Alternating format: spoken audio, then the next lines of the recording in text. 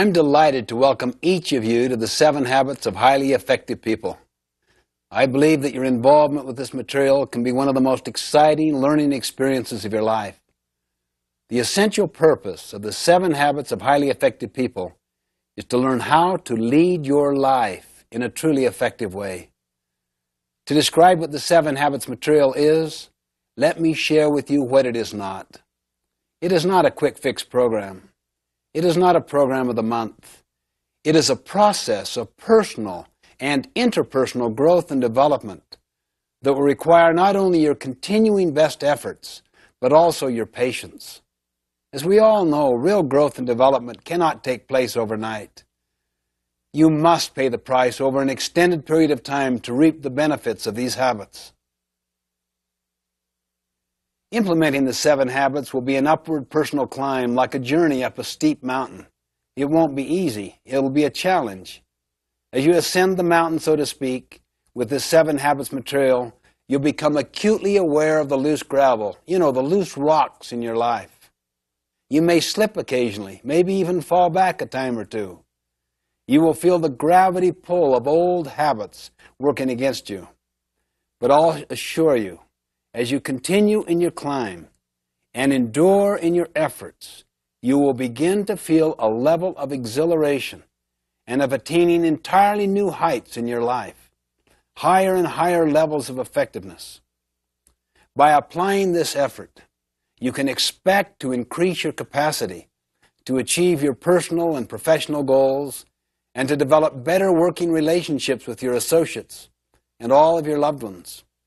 In short, you can expect to become more effective.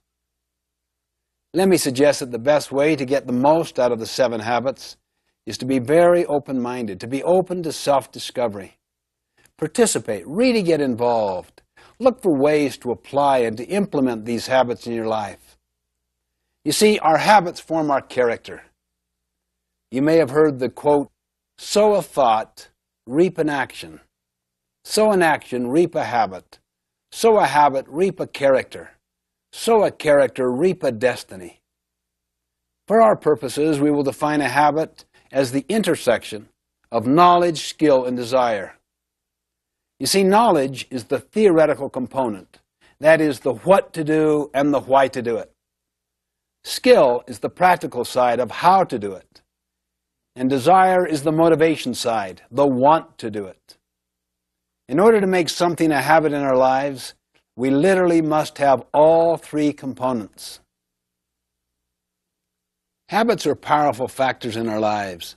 They constantly express our character. They determine the level of our effectiveness or our ineffectiveness. In the words of an English poet, we first make our habits, then our habits make us. The 7 habits are simply common sense organized. But remember, what is common sense is not always common practice. So I encourage you to make the investment, put forth the time and effort. Focus on the kinds of changes you can make consistently and over time to develop these habits.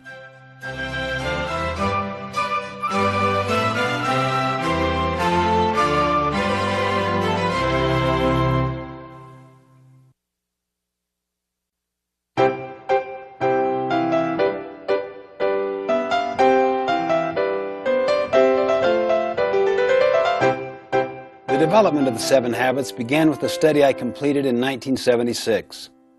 I wanted to study the success idea in America and how it evolved.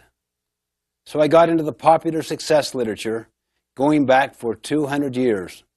This included many, many books, magazine articles, annotated bibliographies, summaries, reviews. I literally tapped into thousands and thousands of sources, either directly or indirectly. As I worked, I started to sense a pattern.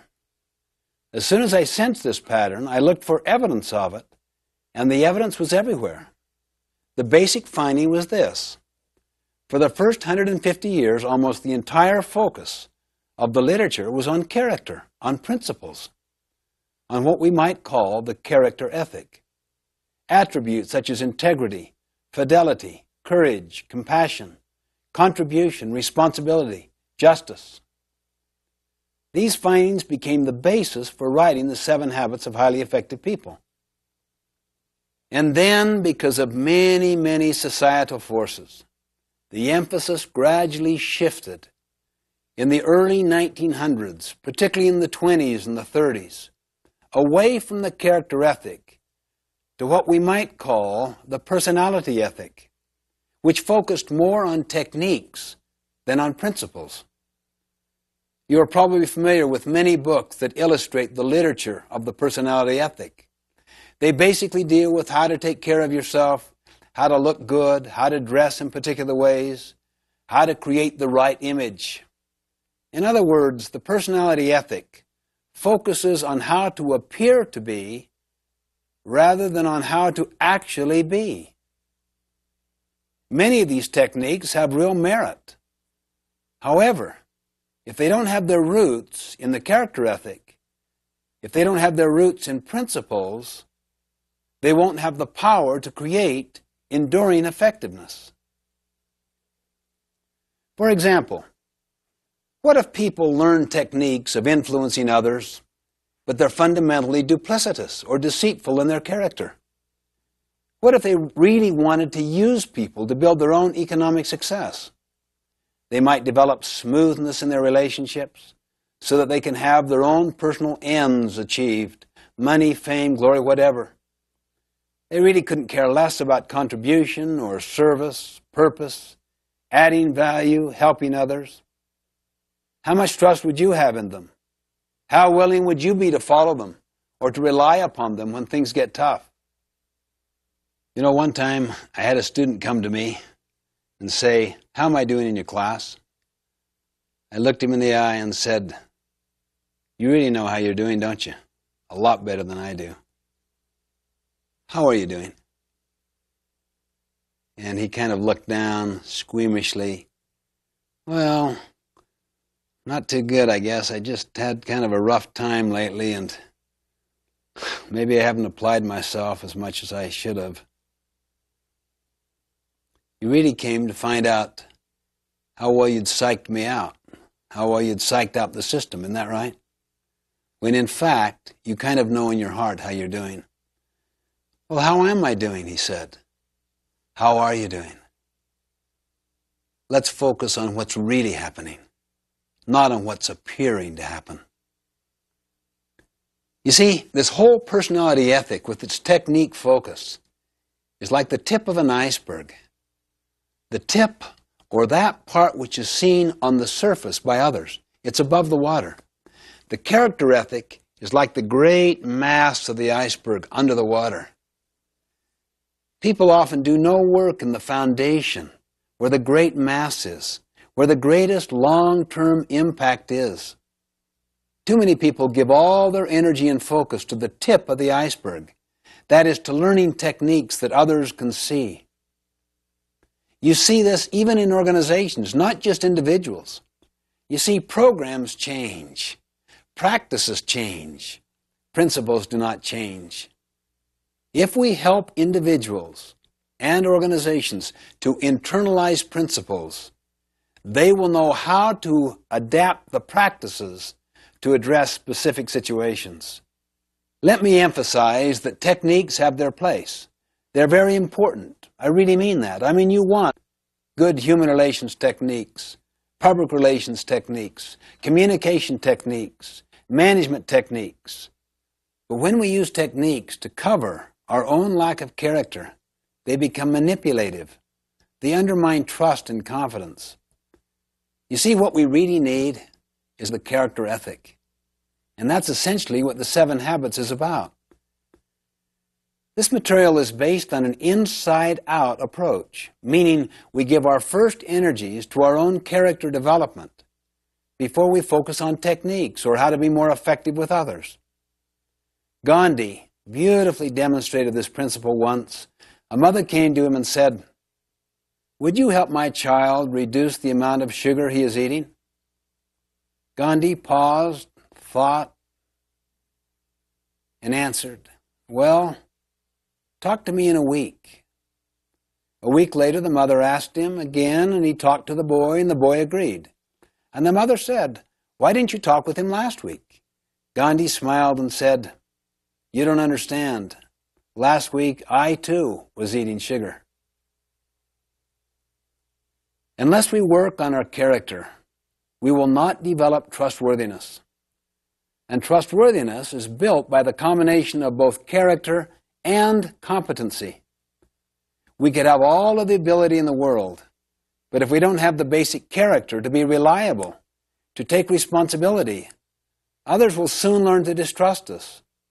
They're fearing that we are just trying to meet our own ends, perhaps at their expense. In my opinion, unless we return to the character ethic, we won't have the basic foundation of trustworthiness. That's what leads to trust, which is needed to build effective interpersonal relationships. In the final analysis, what we are communicates far more eloquently than anything we say or do. I love the quote of Henry David Thoreau. "For every 1,000 hacking at the leaves of evil, there is one striking at the root." In other words, let's work primarily on the roots to begin with and build a foundation of trustworthiness. This is one of the key areas of focus in the 7 Habits, to build character and competence, and to restore trustworthiness and trust in our lives, in the lives of our families, our organizations. Trust and trustworthiness really are the basis of personal and interpersonal leadership. It's the foundation of all true effectiveness.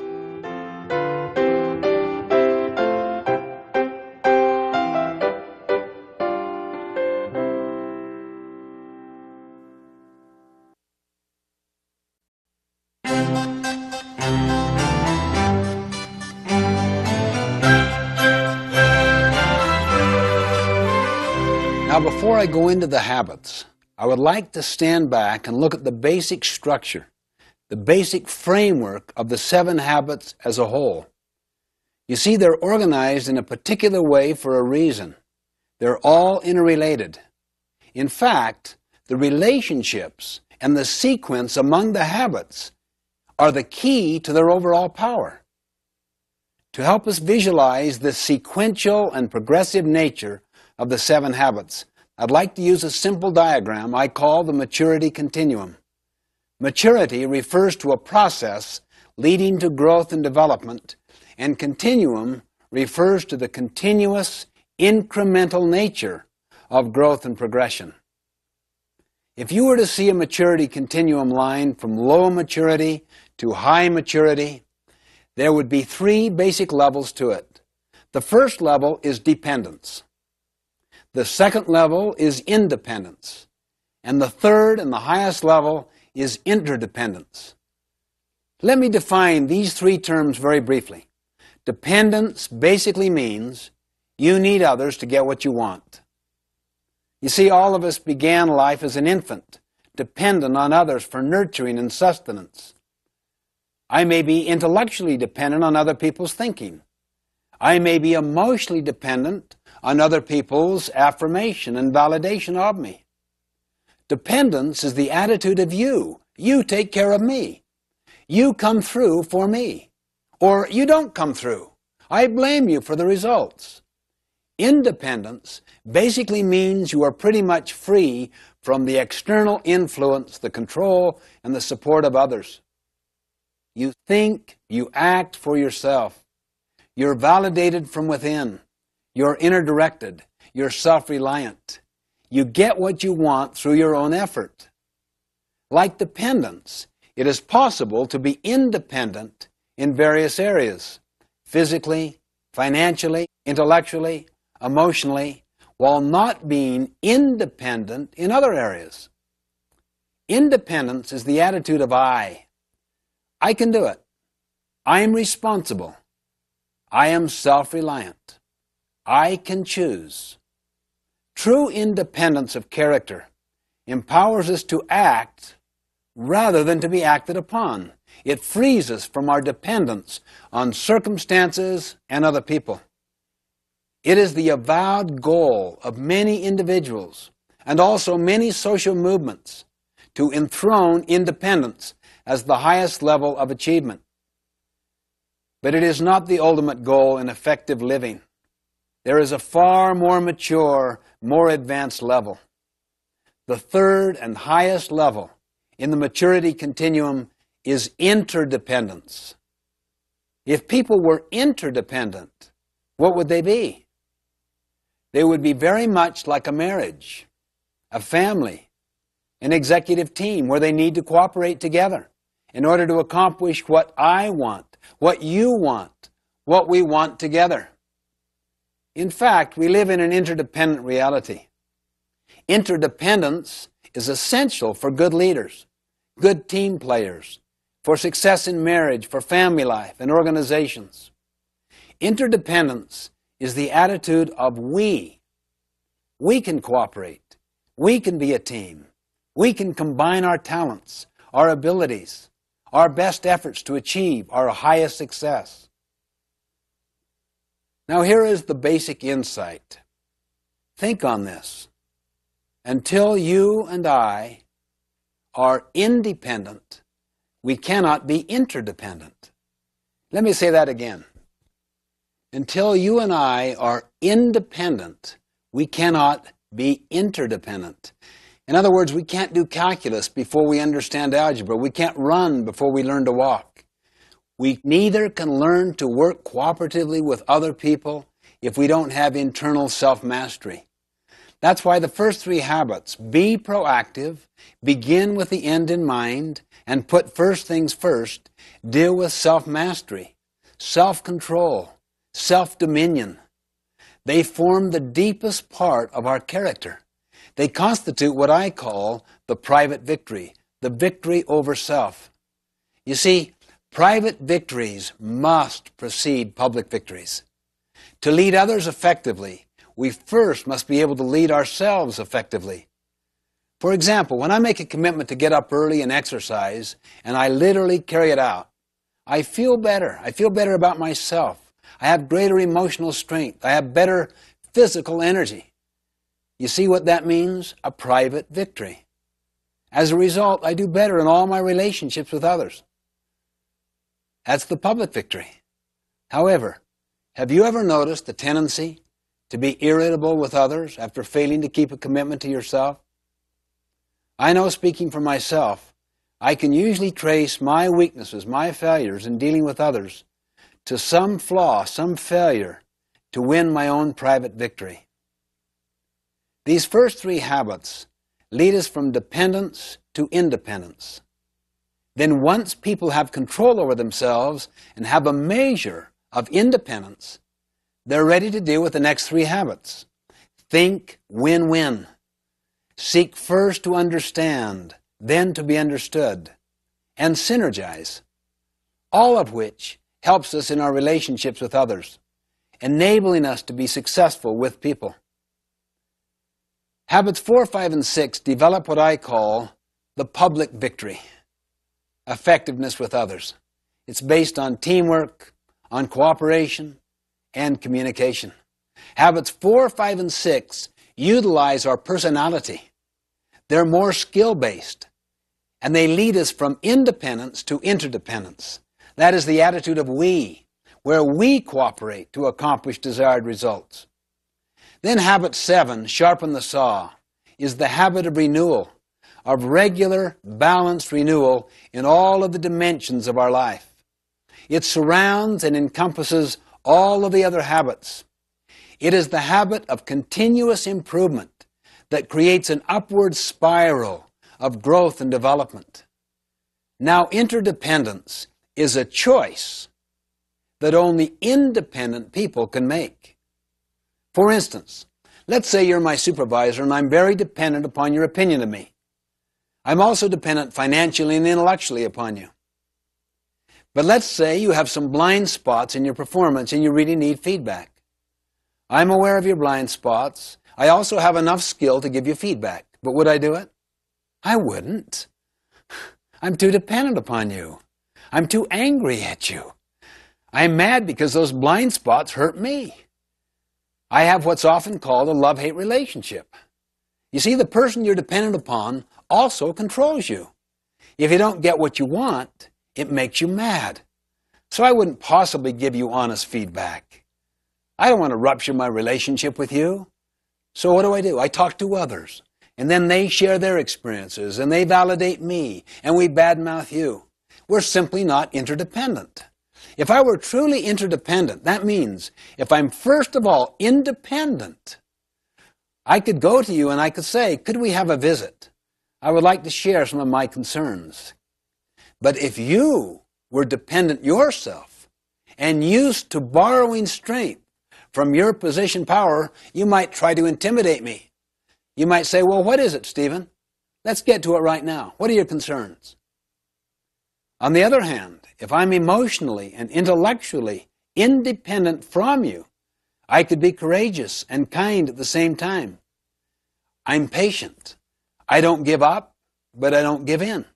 I could say, we need a little more time where we're not going to be interrupted. Let's do it at our mutual convenience.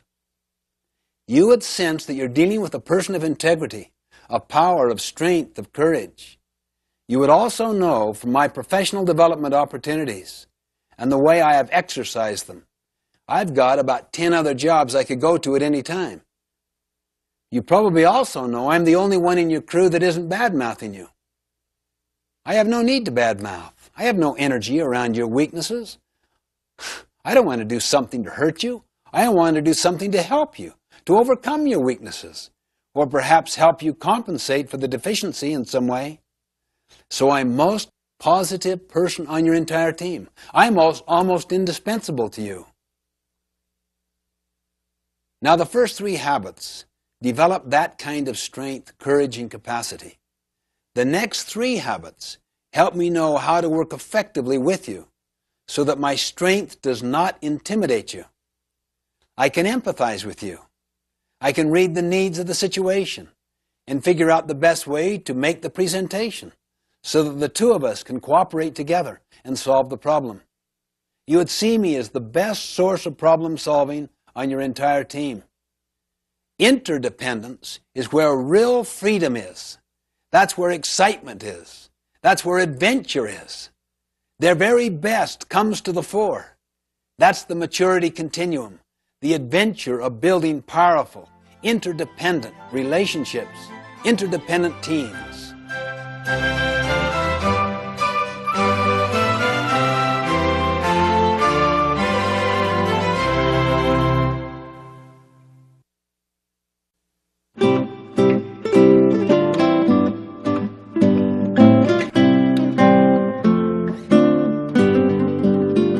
I'm going to attempt to give a brief overview of each of the habits. It's like getting a kind of airplane view of the whole mountain range before we go down to explore the detail. Habit 1, be proactive, basically means that your life is a product of your values, not your feelings. That your life, or the organization's life, is a product of your decisions, not your conditions. The opposite of being proactive is to be reactive, which basically means that your life is a function of your feelings, your moods, your impulses, other people's treatment. The underlying principle of habit 1, be proactive, is to take responsibility. The concept is you and I have the capacity to choose our response. Habit 2, begin with the end in mind, basically means that all things are created twice, and habit 2 is the first creation. Habit 2, begin with the end in mind, means that you get a mental image, a picture of where you want to end up in this meeting, in this relationship, this year, in your life. To a company, it is the vision it has of its future. It is the creation of that vision. Habit 2 is based on the principle of vision, of purpose, of meaning, of mission. Habit 3, to put first things first, is the second creation. To put first things first means you decided what the first things were in habit 2. Now you have the discipline and the commitment to keep them first. The opposite of putting first things first is to put second or third or fourth things first. That's why many people really deeply value their family relationships, their health, their personal integrity. But they get caught up in the powerful social value systems, timetables, and agendas of their culture. Never question it, so that the first creation has already been done for them, done to them, in the form of programs, scripts, that they never question. Then they get on this ladder of success, and they arrive at the top rung, only then to realize the ladder is leaning against the wrong wall. They come to realize that no one on their deathbed ever wished they'd spent more time at the office. As Goethe put it, things which matter most must never be at the mercy of things which matter least. Habit 4, think win-win, is the habit of mutual benefit. The underlying paradigm or principle is abundance. There is plenty out there and to spare. So you don't have to be threatened by the strengths of other people. You can nurture competency around you higher than your own. It doesn't threaten you. You can share knowledge. You can share recognition, gain, profit. The opposite is scarcity, not abundance. It's like a piece of pie. There's only so much. If you get the recognition, I may not get it. If I share gain or profit with you, we will have less. Habit 4, to think win-win, comes from the principle of abundance, not scarcity, meaning the pie gets larger and larger and larger. Habit 5, seek first to understand, then to be understood, is the habit of empathic communication, meaning you always seek to understand first.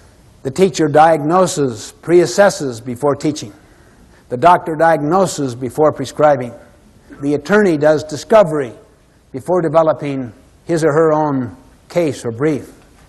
Understand first before you seek to be understood, before you seek to contribute, before you take action, before you have the basis for judgment. Habit 6, synergize, is the habit of creative cooperation, seeking to understand. We create something that was not there before. That takes high levels of cooperation. The principle behind habit 6 is the principle that 1 plus 1 can equal 3, 4, 10, 20, 1,000. It's the principle of putting two boards together that are stronger in total than adding the sum of the boards separate. It's the principle of valuing differences, not tolerating differences, not accepting differences, celebrating differences. Habit 7 is called sharpen the saw. It is the principle of renewal, the principle of continuous learning, continuous improvement, getting better constantly. It's based on the principle that we have the capability of charging our own battery. The opposite of habit 7, sharpen the saw, is to just let the blade get dull, to let the mind atrophy, to let the body lose its tone and its vitality through junk food and no exercise and trying to live a life of hedonism, pleasure-seeking, rather than one of contribution and service. It renews each of the other 6 habits.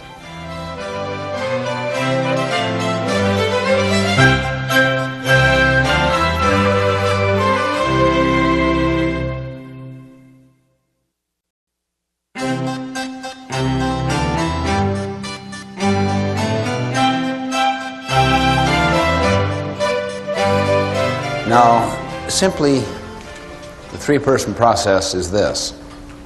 The best way to learn something is to teach it. How many have learned that?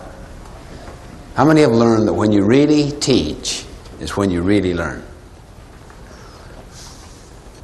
In 5 minutes, you will be teaching what I'm teaching you in the next 5 minutes. See yourself now as a teacher. I'm going to briefly describe the 3-person process and the 4 benefits that come from the 3-person process. Now, notice your behavior right now. See, you don't see yourself as a kind of passive learner. You see yourself as an active teacher. You're just preparing to teach. And that significantly increases your learning. That is the first benefit. The first person teaches. The second person first captures, understands, then evaluates to see if it makes sense, thinks about application, and then teaches the third person.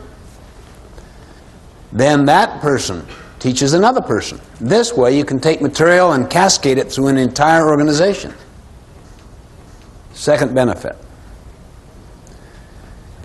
When you teach, you significantly increase the likelihood of application. For instance, if you're teaching people to be better listeners, isn't it probable that you'll try to be a better listener yourself? See, the real most foundational learning comes from doing. Teaching may give you more intellectual understanding, but the internalization of the ideas comes in the application of those ideas. That's even a higher level of learning. Third benefit. When you teach, you significantly improve communication. Notice the 3-person process there. Why do you think communication would be significantly improved? Notice the first person teaches. And what does the second person do? First captures or understands before evaluating.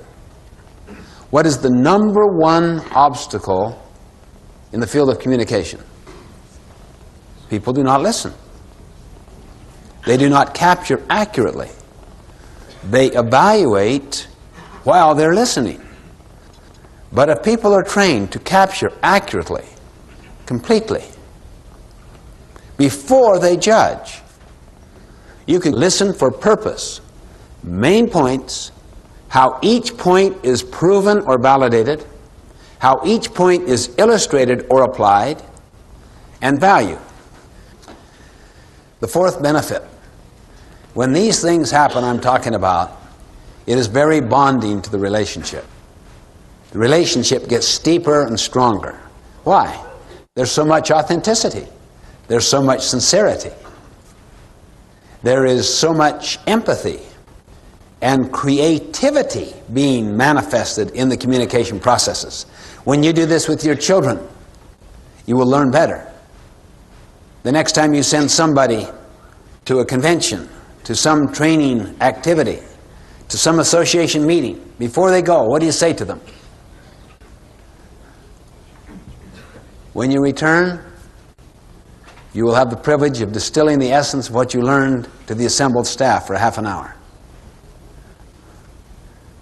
You'll find they'll attend the meeting sober. They'll take notes. From the moment you give that assignment, they will be in sweat city. Seriously, they'll go to work. All 8 cylinders will go to work. It's the single most powerful thing I have ever learned in the field of education. Use the three-person process, and you will double, quadruple the impact. And you will see those four benefits happen. It's the essence of the process that we use, the three-person process.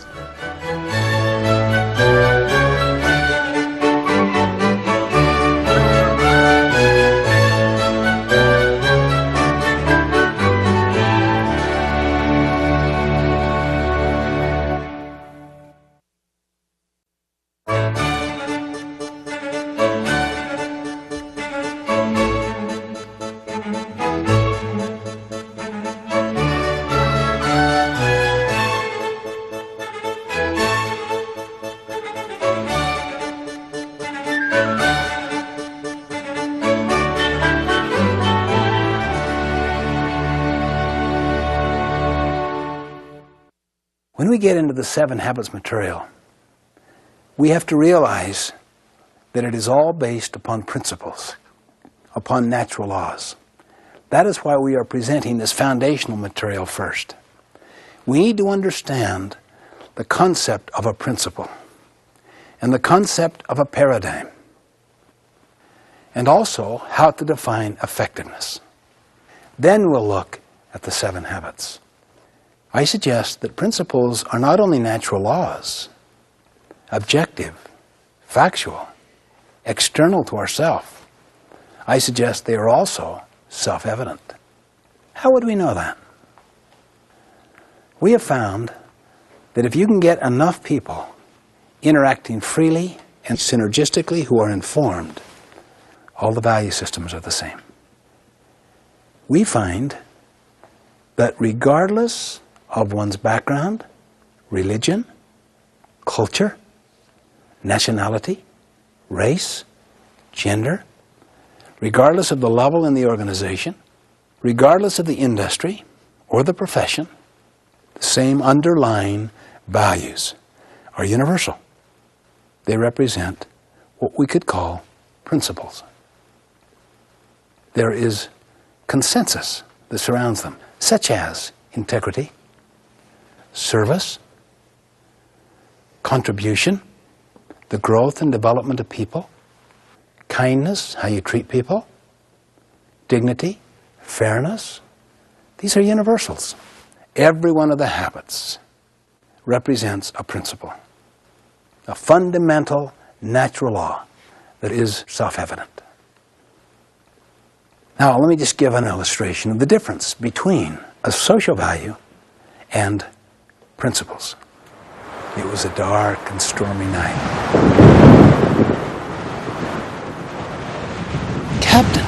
Captain, wake up. What is it? Sorry to awaken you, sir, but we have a serious problem. And we've tried to solve it and can't. What's the problem? There's a ship in our sea lane about 20 miles away that refuses to move. Well, what do you mean they refuse? Just tell them to move. We have, sir. That's the problem. They won't respond. I'll tell them.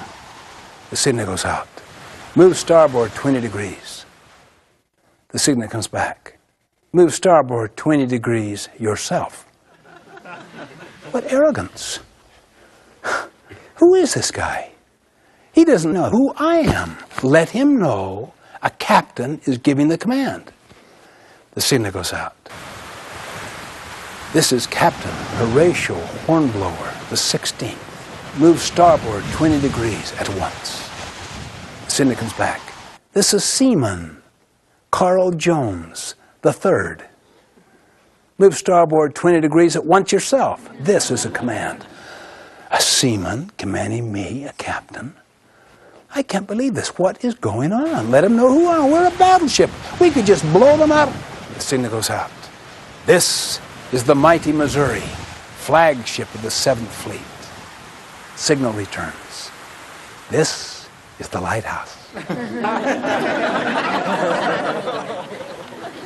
You see, lighthouses are like principles. We don't break them. We break ourselves against them. This is why humility is the mother of all other virtues. Openness, teachability, humility awareness of external realities. If you can cultivate that and apply it with other people, you'll change the whole nature of the culture. It'll become a principle-centered culture, not one driven by social values. I had a friend of mine who said, "Our company is value-driven." I said, "Every company is value-driven. Hitler was value-driven." The question is, are the values in alignment with principles? That is a humbling question. Are my values and my habits in alignment with principles, with natural laws? Now, when principles and values are aligned, then you could use the words interchangeably. You could call it values or principles, it would make no difference. So you don't want to get hung up semantically on the difference. But if they are not aligned, then it's better to see what the principle is and what the established value is, and then work here to align it.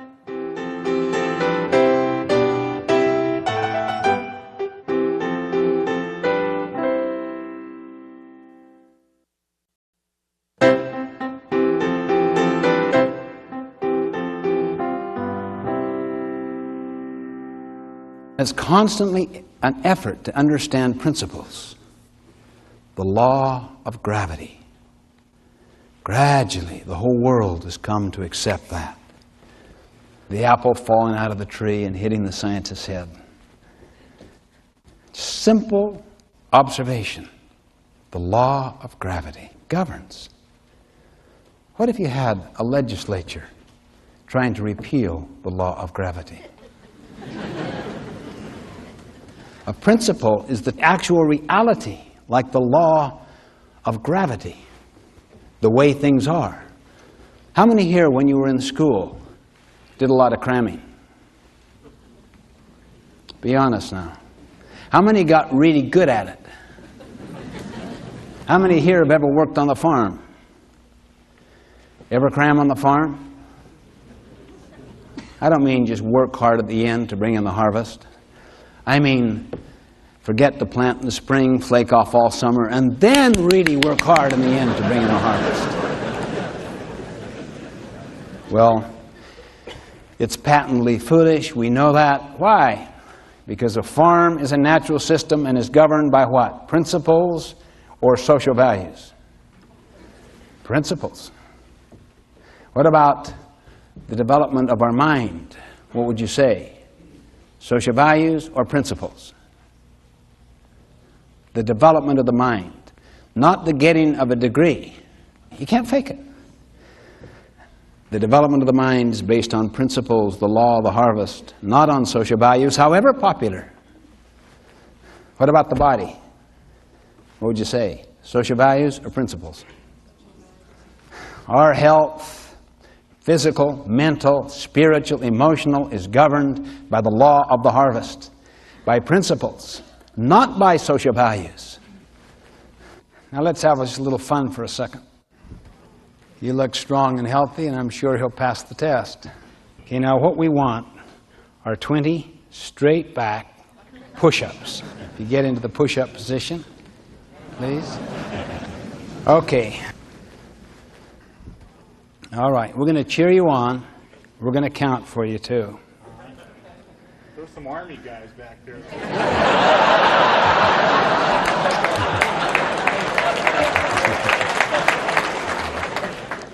Now, those people are keeping the peace. Okay, let's go ahead and start.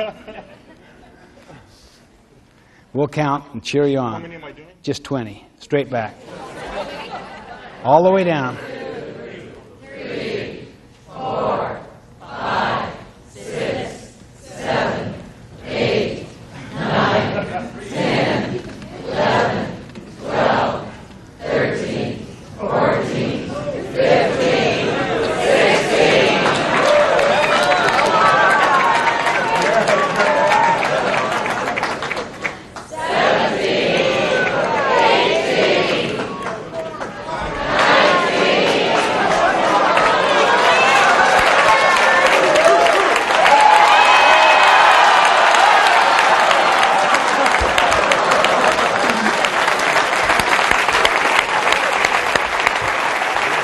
Thank you.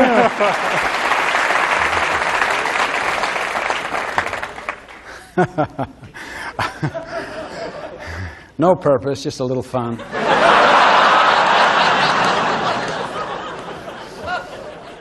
I sat next to him at lunch, and we looked at this cheesecake out in front.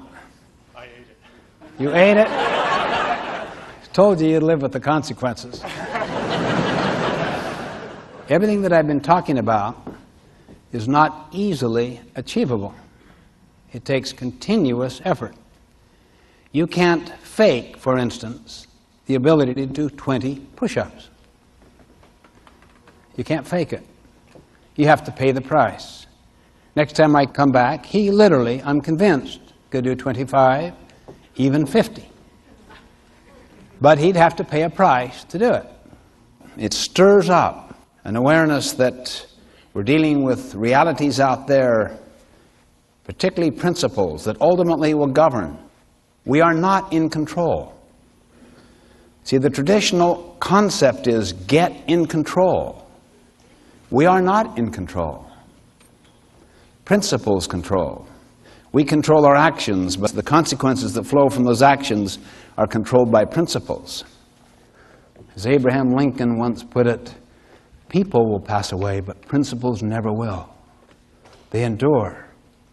This is why we believe so much in the Eastern statement. Give a man a fish, you feed him for the day. Teach him how to fish, you feed him for a lifetime.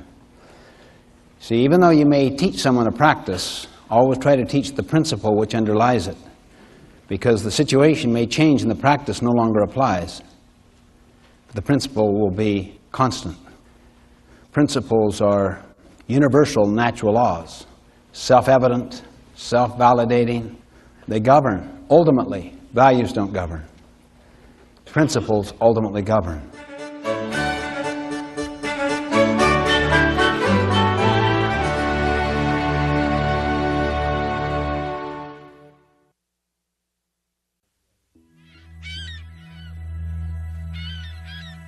There's an old saying among potato growers is that a good rotation is 1,000 years of sagebrush and 1 year of potatoes. And whereas that's not possible, obviously, then we do next best, and that is spend the time and the number of years we need to prepare that ground so that when we do plant a potato crop, which is very expensive to grow, we know then that we've given it every chance to succeed and have a premium quality potato. We recognize that there's a brotherhood of sorts among growers of potatoes.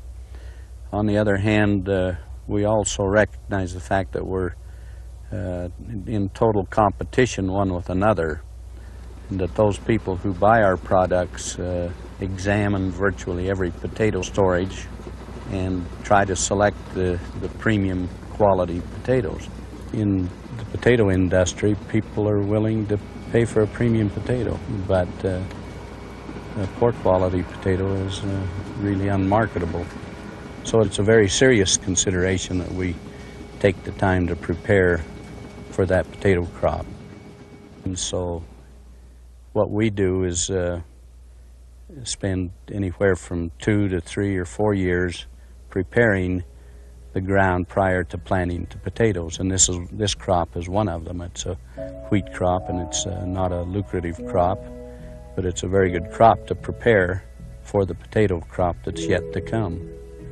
All the preparations we can make almost daily we do in order to assure quality, and we have to work hard at it.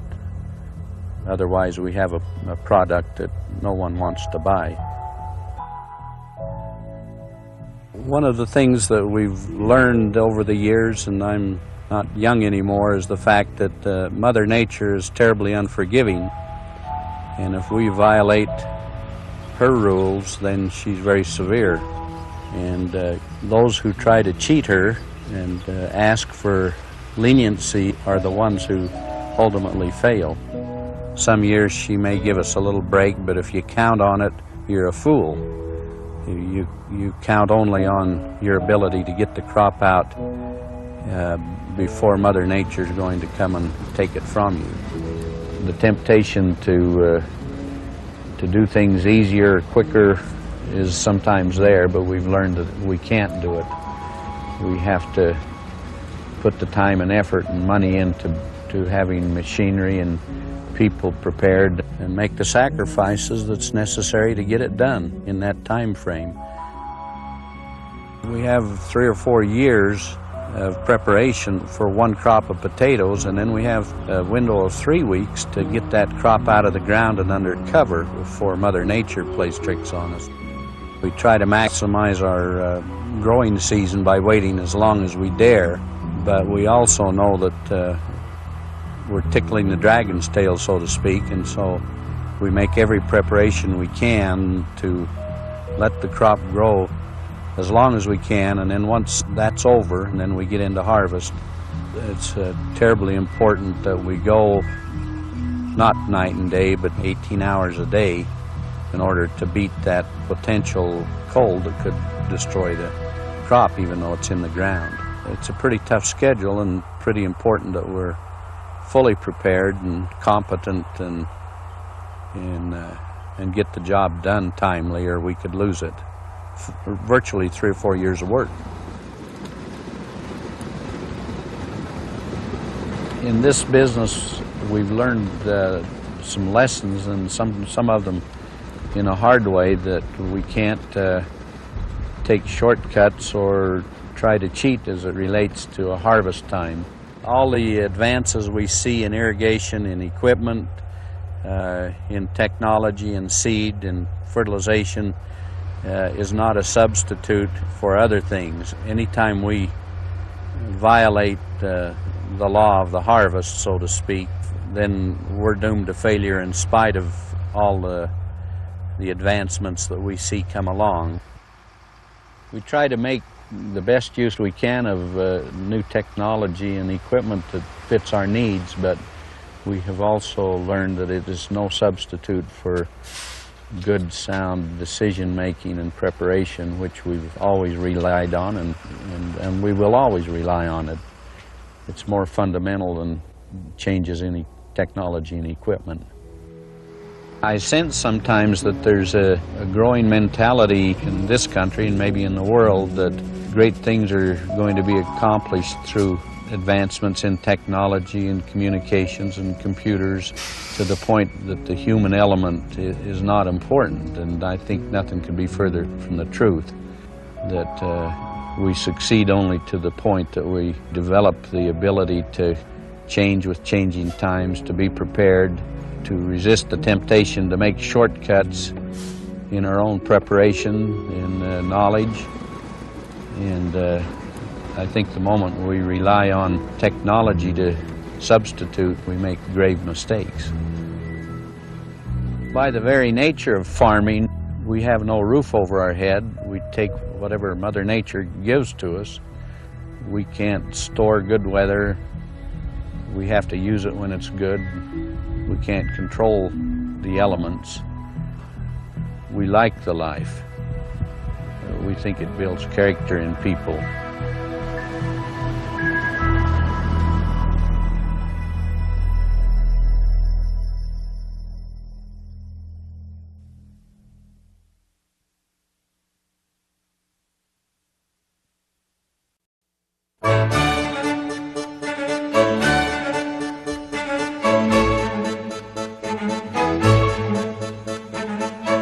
A paradigm comes from the Greek root paradigma. It basically means a pattern, a model, a representation, something that stands for something else.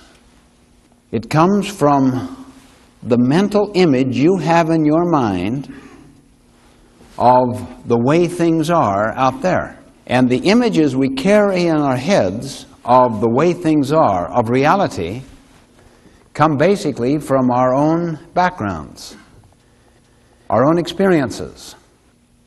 All of us think we see the world as it is. In fact, we see the world as we are.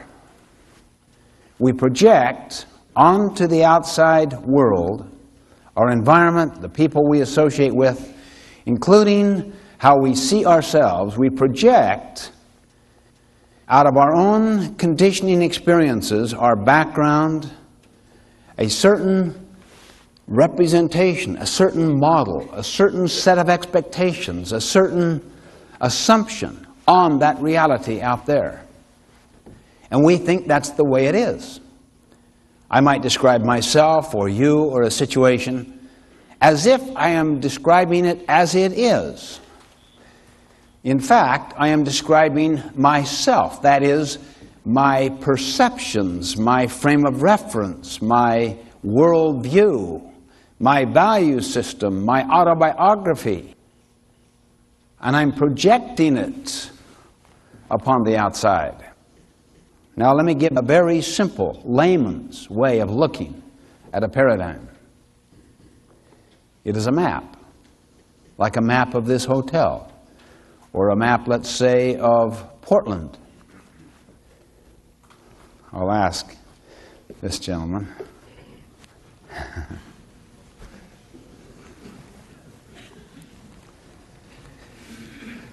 What would you do if you came here to Portland and you have no information at all about this place, and you were given a map where you rented the car, and it was a map of Seattle, but on the top it said Portland? What would you do? So you don't know otherwise. You've never been here, you have no other source of information. I would hopefully ask for a little bit more direction other than just what's on that map. Maybe have them start me out. Okay, the person at the desk said, "Sorry, sir, that's all we have, and it's late at night. Good luck to you. Here's the keys to your car. It's right across the street. It's in number 14. And if you'll follow this map, you'll be able to find this hotel that you want to get to." Okay, now just assume that you call your buddy here up on the phone, and he knows that you've got that map, and he says to you, what's your first name? Keith. Keith, try harder. You're tired. So now you double your speed. What's going to happen? I'm going to get nowhere twice as fast. You call him back in a state of total despair and discouragement, and you say to him, "I have never been so confused and so lost in my life, and I am following this map to the hilt. And I have doubled my speed. I'm lost twice as fast." He senses you're discouraged. You're really down. You're almost ready to give up. It's despairing. And he says to you, "Think positively."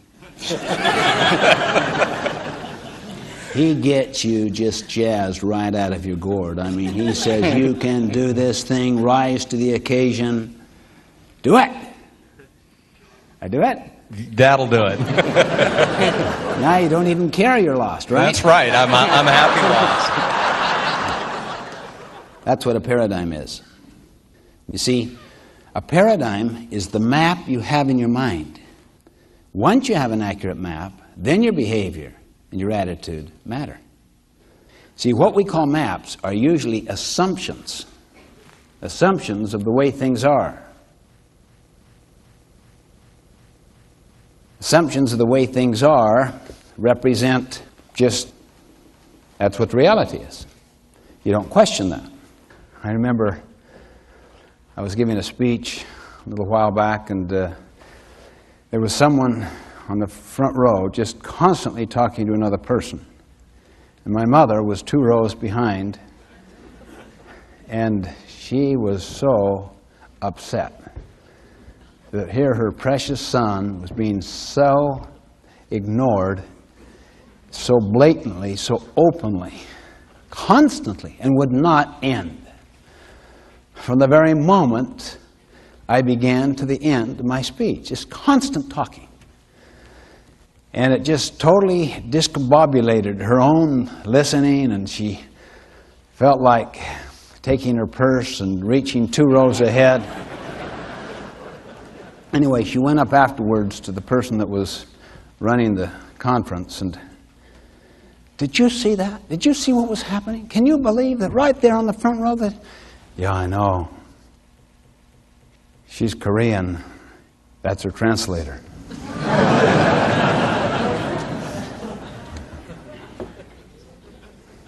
I was on a subway, very, very large metropolitan city. Sunday morning, it's quiet, sedate. Bunch of young kids run into the subway. Father follows. He sits near me. The kids just go crazy on that subway, running up and down, turning people's papers aside, just raucous and rude. I'm sitting there. Oh, I can't believe this. He does nothing. I look at my attitude, see? Attitude. You try to control. But look what I could see. After a few minutes, attitude went into behavior. Sir, do you think you could control your children a little? They're very upsetting to people. Oh, yeah. He lifted his head as if to come to an awareness of what was happening. Yeah. I don't know. I just guess I should. We just left the hospital. Their mother died just about an hour ago, and I guess they don't know how to take it, and frankly, I don't either. Imagine the paradigm shift that took place there. Imagine now what the attitude and the behavior would be based upon that paradigm. Can you see why paradigms are deeper than attitude or behavior? And you know, even though we're talking here in personal and interpersonal ways, the same thing takes place throughout our whole society. Thomas Kuhn, in his brilliant book, The Structure of Scientific Revolutions, points out so powerfully and consistently all of the significant breakthroughs were break-withs, old ways of thinking. Einstein, who rewrote physics, he made this brilliant statement: these significant problems we face cannot be solved at the same level of thinking we were at when we created them. You see, it causes us to be reflective and introspective, to explore our own paradigms. Most people focus upon behavior and upon attitude. And both of those are, of course, very important. But far more fundamental than either behavior or attitude is a paradigm.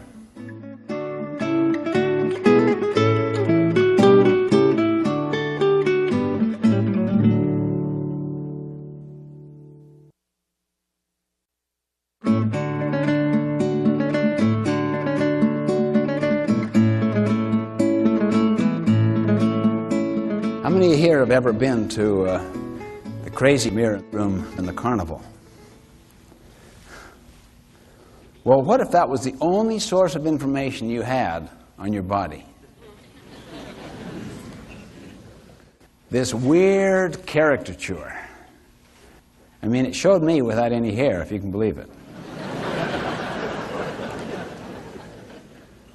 See, most people's self-maps are a function of the social mirror. They live out of the social mirror and their memory. A mother the other day said to me, I cannot believe my child. All of a sudden, she turns 17, and she's like a different person. I have never seen anyone so uncooperative, so rebellious, so angry, so unwilling to do anything to help us at home, or to even be open to influence at all. Now, what is happening to the map or the paradigm in her head? And what do you do when you have that? You act upon it. That is the image that you have in your head of this person. It's the map you have of this person. Now, someone could say to you, just as I did here, try harder. Try to be more positive. But as long as a person carries that map, that image of this other person in their head, they're going to treat them that way. As soon as they treat them that way, the tendency is for people to respond accordingly. It's called the self-fulfilling prophecy. People live up to the social mirror that surrounds them. Now, I said to this mother, notice how you see your daughter. Well, it's not how I see her, it's the way she is. Potentially, is she capable of so much more? Oh, yes, I know that. Why don't you see her in terms of her potential? Is not her potential part of the reality of her life? Isn't it really the larger part? Where the present manifestation, as she goes through, say, the emotional ups and downs of her teenage so-called identity crisis, you could live out of your imagination and out of a map, a paradigm, a view based upon her potential, which you deeply really believe in. Yeah, but what do I do with all this behavior and the totally unwillingness to cooperate, to do her part? Observe your paradigm. Observe the map you have of her. I remember I was in a situation like that. One of our teenage sons, just between the grade school and junior high, was just not performing. He wasn't adequate in any area. Athletically, people would fall apart with laughter watching. You know, almost swinging the bat before the ball was pitched. Academically, not only wouldn't do well on tests, couldn't even begin to take them. Socially, sometimes very embarrassing. Now look at the evidence we have. And Sandra and I, my wife, would talk about this. Well, maybe every family deserves their one. But we cared about this boy, and we were very worried. And I remember one time talking about this same subject in Armonk, New York. And I was talking about a study which opened up the whole field of what's called the self-fulfilling prophecy, where a computer in England called the Bright Group dumb, essentially. Here's the teachers. It's the Bright Group over here. You've got 120, 130 IQ. They love education. They love learning. You'll really enjoy them. This group here, you can kind of tell when you just look at their faces. This group, they're very fine people too. But they don't have the same candle power, and you have to respect that. Now notice what's happening. I'm talking as if I'm describing reality, right? This is the way they are. And they buy it. And they act on it for a period of several months. In other words, it becomes their view, their paradigm. But you know what? Several months later, they discovered there was a computer mistake of some kind, and the two groups were switched. They immediately tested, without telling anything to anybody. This group here went up something like 18 points. This group went down 14 points. The self-fulfilling prophecy. Our self-maps, our self-paradigms, are so much a function of the social mirror. A reversal based upon expectancy, paradigms, the mental representation, the maps held by these people. That is the significance of paradigms. And you notice how behavior and attitude flow out of how you see. Well, anyway, I was literally teaching this like I'm teaching you right now. And in my mind, I was thinking of my boy. Is it possible that the problem is in my paradigm? That the problem is with me, not my boy? Well, I talked with my wife when I returned home from that trip, and I said, you know, I'm just wondering if The social mirror from you and I are not major contributors to these difficulties and these problems, this lack of ability to cope. We found that we were to some degree trying to get social mileage out of our kids' good behavior.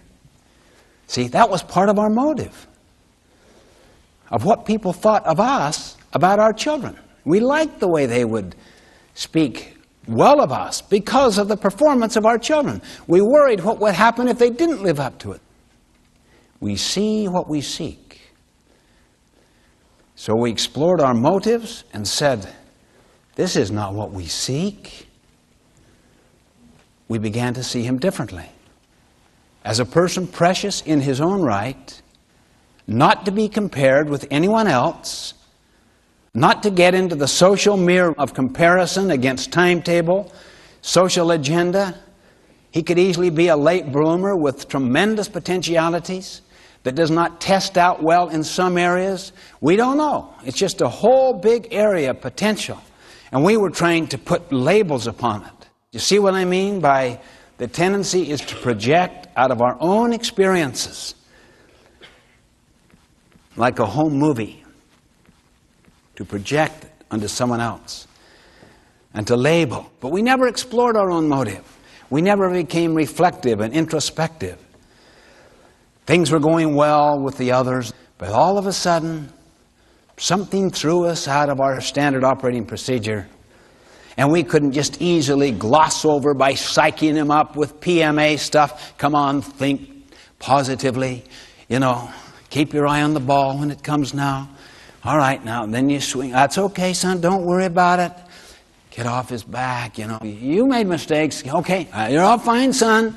Then privately we talk with each other, see, oh, what have we got here? Duplicitous, unprincipled, as if he had no intrinsic merit and worth. That was the hardest part of the therapy, was dealing with self, exploring our own paradigms, loosening them up. But when you try to have people, to possess them, to own them, and to have their performance reflect on your reputation, your basic motive structure drives the paradigm of how you see that person, because you'll see them through this social mirror frame of reference. And then you get into the self-fulfilling prophecy. Hopefully, our humility, our willingness to surface the assumptions we make about life and to challenge them has been stirred up. Particularly when it comes to our maps of ourself, of our loved ones, of our boss, of our work associates, of other people. And then, out of that humility, to say to the other person, how do you see it? What is your view? What is your perspective? What is your frame of reference? What is your opinion? And you constantly get a better sense of the way things are. You get a better and better paradigm.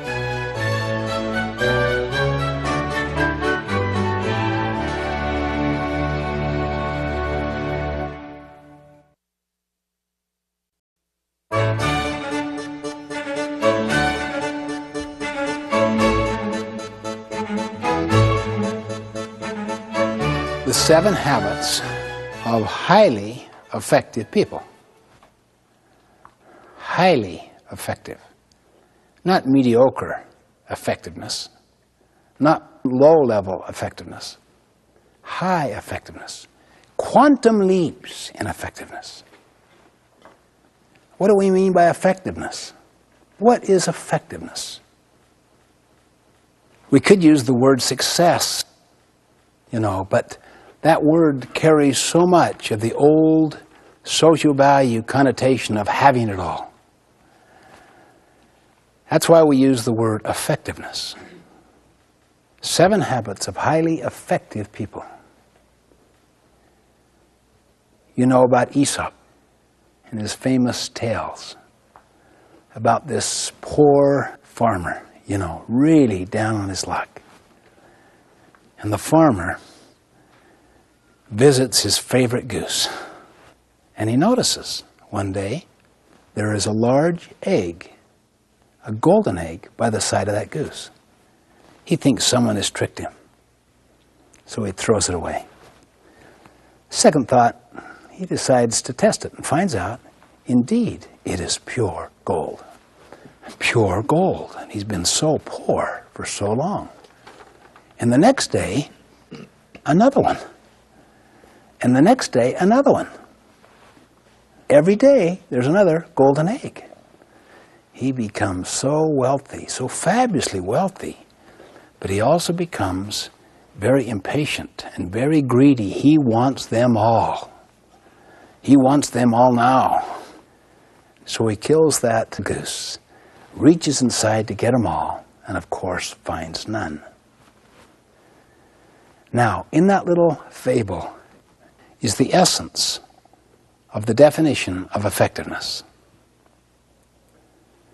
It's made up basically of two things: getting what you want, and second, getting what you want in a way that enables you to get what you want again and again and again. We call it the PPC balance. P stands for production of desired results. PC stands for production capability. In other words, the capability of the asset to continue to produce the results. You can apply this to any field of human endeavor, any field. How many here have had a PPC imbalance with regard to the way you take care of your physical assets? Your car, your lawnmower. How many sometimes just run that over and over and not properly maintain? How many have had that experience? Why? It takes time to give attention, time and money to attend to PC, production capability. And people who are in a rush and who want what they want now, they'll go ahead and just run that machine or that car with no thought to its maintenance, really. No PC attention at all. Eventually, no more golden eggs. The goose dies. Let me ask you what you would do if you were in a situation inside a company. You're in charge of this machine. The machine is producing well, and you want to really impress those people upstairs with the way you can produce. And there's very quick upward mobility. So you're really only interested in short-term production results. What would you do with that machine? Put it into high gear. High gear. Run it all the time. Run it all the time. No PC, no maintenance. Why? That's downtime. That's costs. Just keep that baby running constantly. More and more and more golden eggs. Now you're promoted because there is such quick upward mobility. The growth is just enormous in that organization. Then the next new manager of the machine comes on the scene. By this time, the machine is broken down because of no PC. So he's got to do PC work, maintenance work, repair work. So his costs go like this, and his production goes like this. My cost went like this, and my production went like that. I wrote black ink, he wrote red ink. So what do we say about my successor? Yeah, what a loser. Really. I mean, while you were there, profitable. As soon as you left, unprofitable. What about our bodies? How many here have the regular practice of a good exercise program? How many know you should? Well, ultimately, what will happen? Immune system could be weakened, make you vulnerable to all kinds of other diseases. What about the mind? What about the development of the mind? Constant learning. You can become so obsolete so fast if you don't pay the price on a daily basis to stay abreast of your own field and at least some working conceptual knowledge of how that relates to the other fields out there. Can you see why effectiveness with oneself, with body, mind, and spirit is a P-PC balance? With any physical assets, with even financial assets? How many have gone for the golden eggs from time to time in your life where you started to spend the principal instead of the interest? How many have ever done that? That is, you want to live a little higher on the hog, so you dip into the principal, the fun, see, the investment, rather than living on the interest, so that you can have more of what you want now. The whole idea of denying yourself, of subordinating it, of the discipline it takes to save before you spend, instead of to spend and then be forced to save. And that can then be a seedbed to other human interaction problems, or to in-law problems, or any other tender, sensitive areas. That's when you start to realize the goose has died, or is dying. It's sick. The same thing in a marriage relationship. You may have a situation like I saw a while back with the Young Presidents Organization and their families. Very successful person. Went from nothing to worth hundreds of millions of dollars and had a totally bankrupt family. And the question was asked, was this person truly successful? To use our language, effective? Well, in the business sense, maybe you'd say yes. But in the total sense, in terms of what really matters on one's deathbed, you'd probably say no. PC production capability was utterly neglected in the marriage or in the family. Can you see why effectiveness at home is a P-PC balance?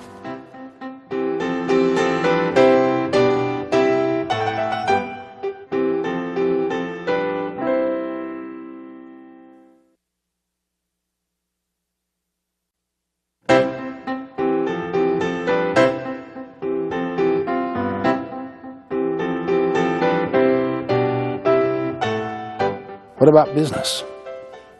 What happens when you neglect the PC of business? Say with a customer. Think. You lose that customer. Okay. Lose that customer. That customer is going to tell others, and then you're going to lose everyone that she or he has influence over. It's why you cannot afford to lose a customer. Without any question, the most powerful advertising is word of mouth. People just accept it like that. That doesn't mean that you just give the customer everything. It means that you try to create a win-win situation so that on balance, what the customer wants and your capacity to keep producing for that customer, your PC, is in alignment, and they're balanced together. I remember a clam chowder house that literally was so popular that you could hardly get near the place from about 11 o'clock in the morning till 2 o'clock. People would not only buy it for their lunch, they would buy a big bucket of it for their dinner and take it home. It was so good. It was just so popular. New management came in. No one knew about the change of management. Same name and everything else, but they watered down the clam chowder. Now, the bottom line, guess what happened for a month or so? It just zoomed like this. Why?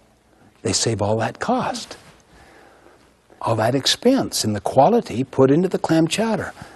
But eventually, it liquidated the loyalty of their customer base. Liquidated it. Little by little, the goose died. They tried to recover it, but by that time, there was a violation that had taken place with the public. Many would not even go back. They didn't trust him anymore. They wouldn't even believe those who said it was the same clam chowder as before. They felt violated. It's so often the case in human organizations that you can liquidate human resources by practices that focus on desired results, production of desired results, but neglects production capability. What about the employee who serves the customer? How can you neglect the PC with that person? Cut out training, cut out institutional advertising, cut out research and development, any form of people development. I mean, you can just about double, quadruple the bottom line of any organization you want by cutting out PC. And for a quarter or two, what's it going to look like? Well, look at the golden egg just absolutely raking in. Always treat your people exactly as you want them to treat your finest customers. And they will. In most cases, they will. It's a fundamental principle of PC in business. Focus on every stakeholder and ask, how well is the relationship with this stakeholder sustaining the capacity to produce what we want from that stakeholder, whether it be a supplier, the community, the environment out there, distributors, dealers, as well as the obvious stakeholders of customers, owners, and employees. You really have to ask that question. The ultimate PC balance is to fight to increase the economic well-being and quality of life of all stakeholders. You neglect one stakeholder, it will have a negative domino effect upon all the rest. That's why this PPC balance is so foundational.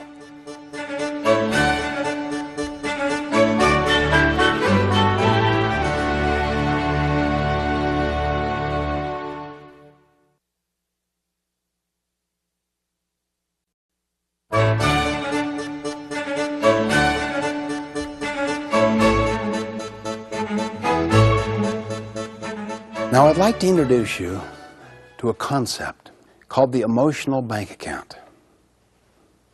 You know what a financial bank account is.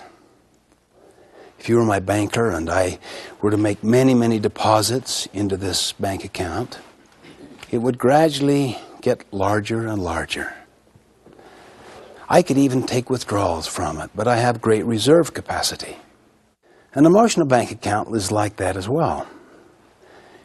You could make many, many deposits over a period of time, which would build my reserve capacity with you. If I make a mistake, that is a small withdrawal. And the trust is so high, I still have a huge reserve capacity. If I make a huge mistake that violates, in the deepest sense, our agreement, it may cause the emotional bank account to be overdrawn all at one time, see? The concept of the emotional bank account is the production capability side of human relationships, of human interaction. Now, any metaphor, if pushed far enough, will tend to break down, including this one. You don't make deposits in order to take withdrawals. Nevertheless, if you have a high emotional bank account, if the quality of that relationship is so good and the trust is so high, you can, in fact, make mistakes. You can take withdrawals. Not on purpose, but often unwittingly, unknowingly, because of insensitivity or whatever.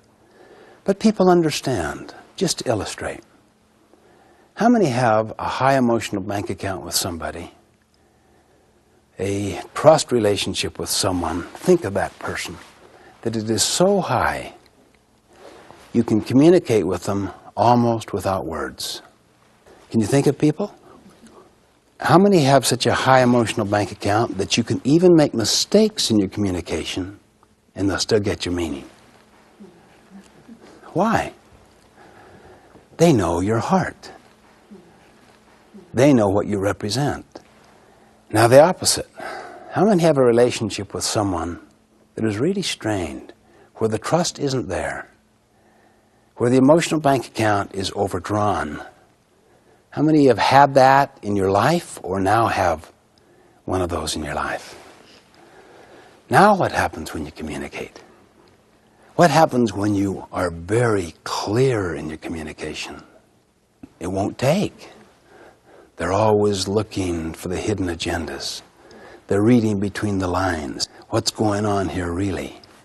And if you make a small mistake, boy, that thing can be blown all out of proportion. Talk about drowning in a puddle.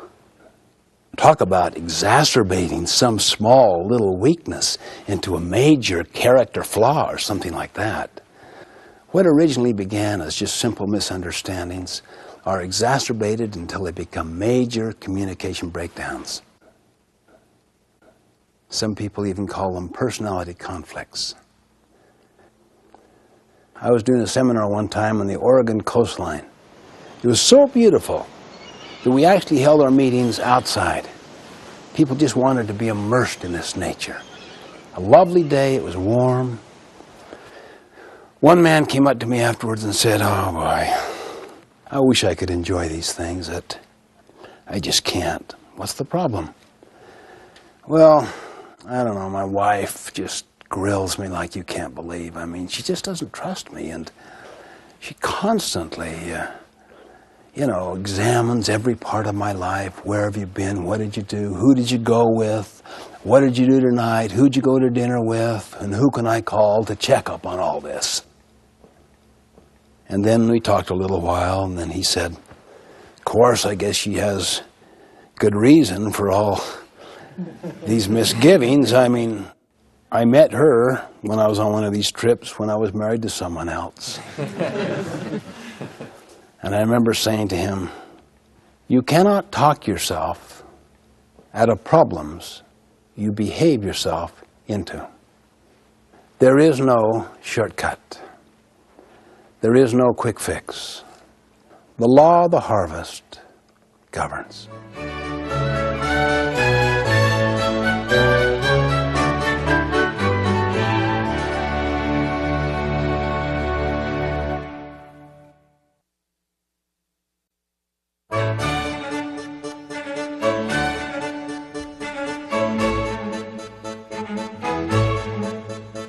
Let me share with you a few examples of deposits and withdrawals into the emotional bank account.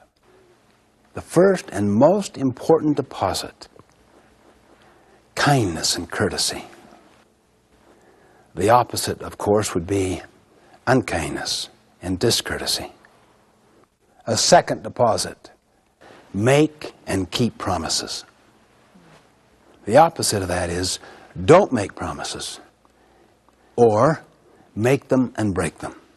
To make and keep a promise essentially lets the other person know you can be counted upon. You're dependable. You will come through. There is no ability like dependability. You gave your word, you kept it. The circumstances changed, you kept it. The mood changed, you kept it. You come through. If the circumstances change to the point that it would be unwise to keep that promise, you immediately communicate and get them to understand those new circumstances so that they will relieve you of the promise. Be very careful before you ever make a promise, particularly if it's about a promise dealing with something that's terribly important to another, that is of jugular importance. Be very careful. The withdrawal is not to make any promises at all, though, because you create no hope. That is a withdrawal as well. Not as big, though, as making one in order to placate someone, to kind of have them be satisfied right now, and then to break it downstream because your mood has changed or the circumstances have altered, or you just don't want to keep it and you just made it because you wanted to please them at the time. Insecure people make promises freely and quickly all of the time. Another very powerful deposit is the way that you manage expectations. You want to make sure that expectations are clear and unambiguous. Some people, particularly if they're rather immature and insecure, will read an expectation as a promise. So you have to be very explicit to manage expectations. If you sense that people implicitly are projecting expectations upon you, sometimes you have to say, "Let me clarify the expectations," so that people, they're at peace. The withdrawal is to have unclear expectations, unidentified expectations, ambiguous expectations, unacknowledged expectations that lie implicit inside people. Our frustrations are a product of our expectations, and we control our expectations. Therefore, we indirectly control our frustration or our satisfaction.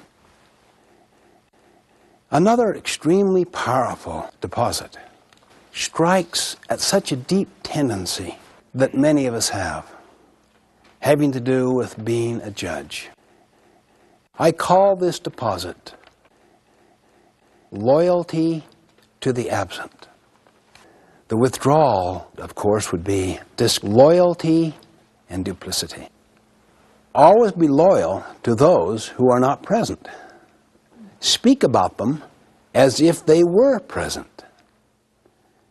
If you're critical, the spirit is one of constructive criticism, one of helpfulness or understanding. You see, the moment the two of us sit and badmouth our supervisor here, what do you know I'm doing when there's a strain on our relationship? What am I doing? What do you think I'm doing? Well, if there's a strain in our relationship and I'm talking to him about you, what am I doing? Doing the same thing. Exactly. That he and I did about him. I see. You see, it is not principle-centered. He knows it. He knows my tendency. So that when we speak about the one who is absent in a way that would show respect for him, even if we're critical of him, but in a constructive, positive way, what does he know I'm saying when visiting with him, who is critical of him? That I would do the same thing. In other words, if you want to retain those who are present, be loyal to those who are absent. Now, when the sun is shining and you sit and kind of badmouth somebody, it kind of unites you, doesn't it? Kind of cements your relationship, because see, you have a common enemy, as it were, or someone that you both agree on and you can tear into, see? Kind of unites you, and you look for evidence, and then you have breaks and talk about the person, and maybe even have lunch over that person's sins and share each other's stories. Make your mind up. And if you're into team building, if you're into culture building, if you're into family building, make a commitment, everybody. If there's any difficulty with another person, what do? Go directly to the person. You don't talk behind their back. I was failing this one time, complaining to the university president of a university that I was a visiting professor at about his housing director, who had given us such a bad housing situation, contrary to our agreement and expectation. And I was really cutting into the guy, his competency. And the president said, "Stephen, I'm so sorry to hear about this housing situation you're in. The housing director is such a fine, competent person. Why don't we have him come on over here and we'll solve the problem together?" Oh, no. I don't want to be involved. See, I didn't say that because that would be obviously so irresponsible. But, oh, that's how I felt inside. Oh, I don't want to talk to him. I want to talk about him. This president, he just was matter-of-fact and pleasant, and as the gentleman was coming across campus to the president's office, I was going through this internal dialogue. What have I got myself into now? I'm probably responsible for part of the miscommunication. Maybe we got what was agreed. I don't know what the situation is. Honestly, I was so humbled. By the time he arrived there, you know, "How are you? Good to see you." The president could see my duplicity. I mean, 10 minutes before, what incompetence. There's just no carry-through with the original commitment. And, "How are you?" A double-minded person is unstable in all his ways. Duplicity. Another major deposit. If you blow any of the above, learn to apologize. The withdrawal is pride. Learn to apologize. I was wrong. That was unkind. I saw my son the other day cutting into his little sister for cleaning up his desk. He had it all organized to do his project. It took him a long time. She came in intending to help her brother and organizes it and cleans it up for him. She thought that was a deposit. See, to him it was a withdrawal. He starts really laying into her, and in the middle of his criticism, he caught himself. Oh, I shouldn't take my frustrations out on you. I'm sorry. I know you meant well. And I watched that and I thought, that takes real presence. That takes real maturity, real respect, a lot of personal security, that he can, in the middle of his anger, take control over it. The ability to apologize, to forget and forgive, to let go of resentment, one of the most liberating and freeing things possible. But it's also an enormous deposit to another person.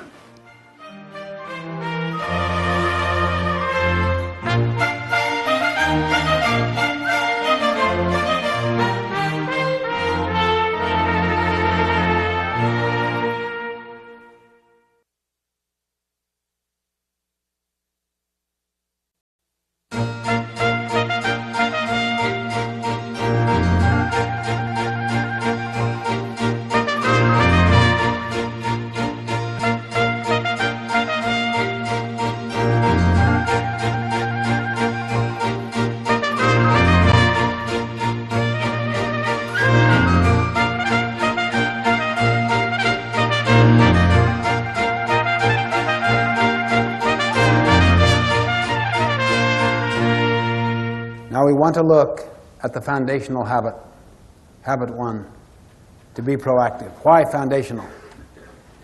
Because all of the other habits flow out of it. If habit 1 is present, you can cultivate the other 6. If it is not present, you will not cultivate the other 6. Habit 1, be proactive, basically means that your life is a product of your values, not your feelings. That your life, or the organization's life, is a product of your decisions, not your conditions. The opposite of being proactive is to be reactive, which basically means that your life is a function of your feelings, your moods, your impulses, other people's treatment. The underlying principle of habit 1, be proactive, is to take responsibility. The concept is you and I have the capacity to choose our response.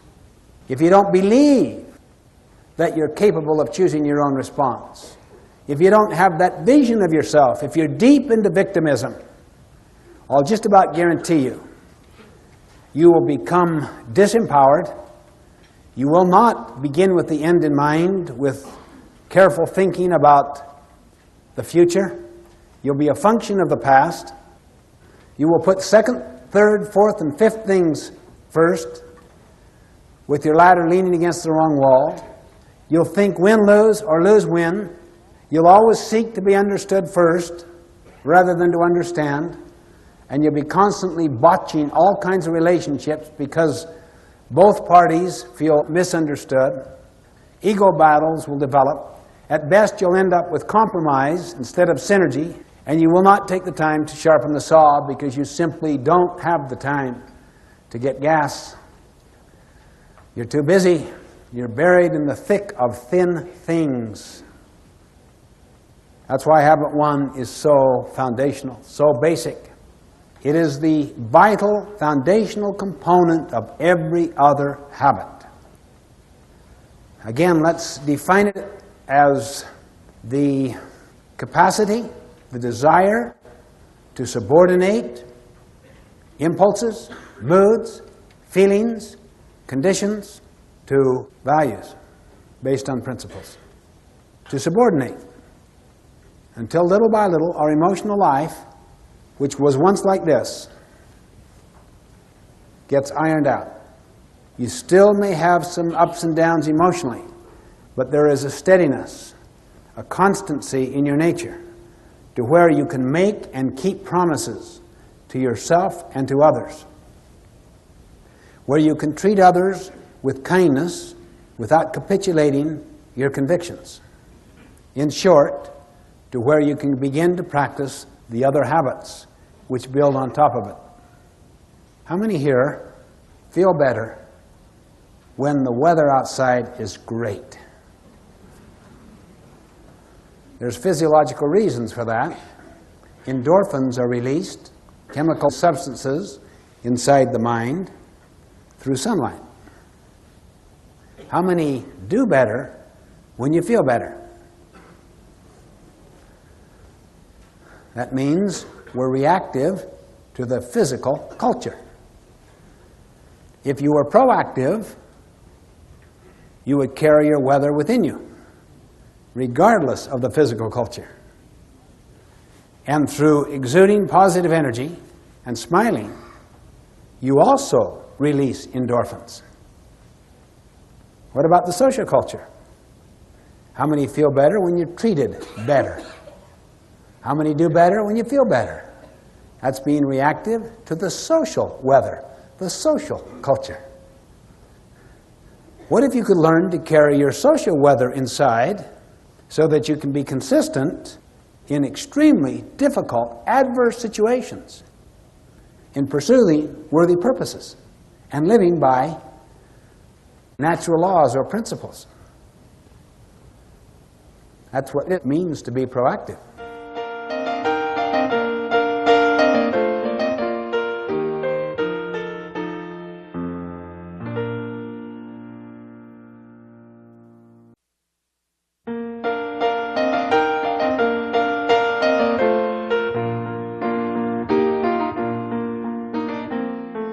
We're tested every day in 1,000 little ways, in the ordinary things.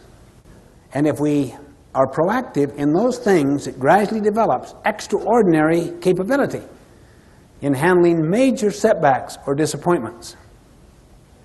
But oftentimes, we look into the more spectacular, the more dramatic, the larger issues to see the obvious energy of proactivity, of habit 1.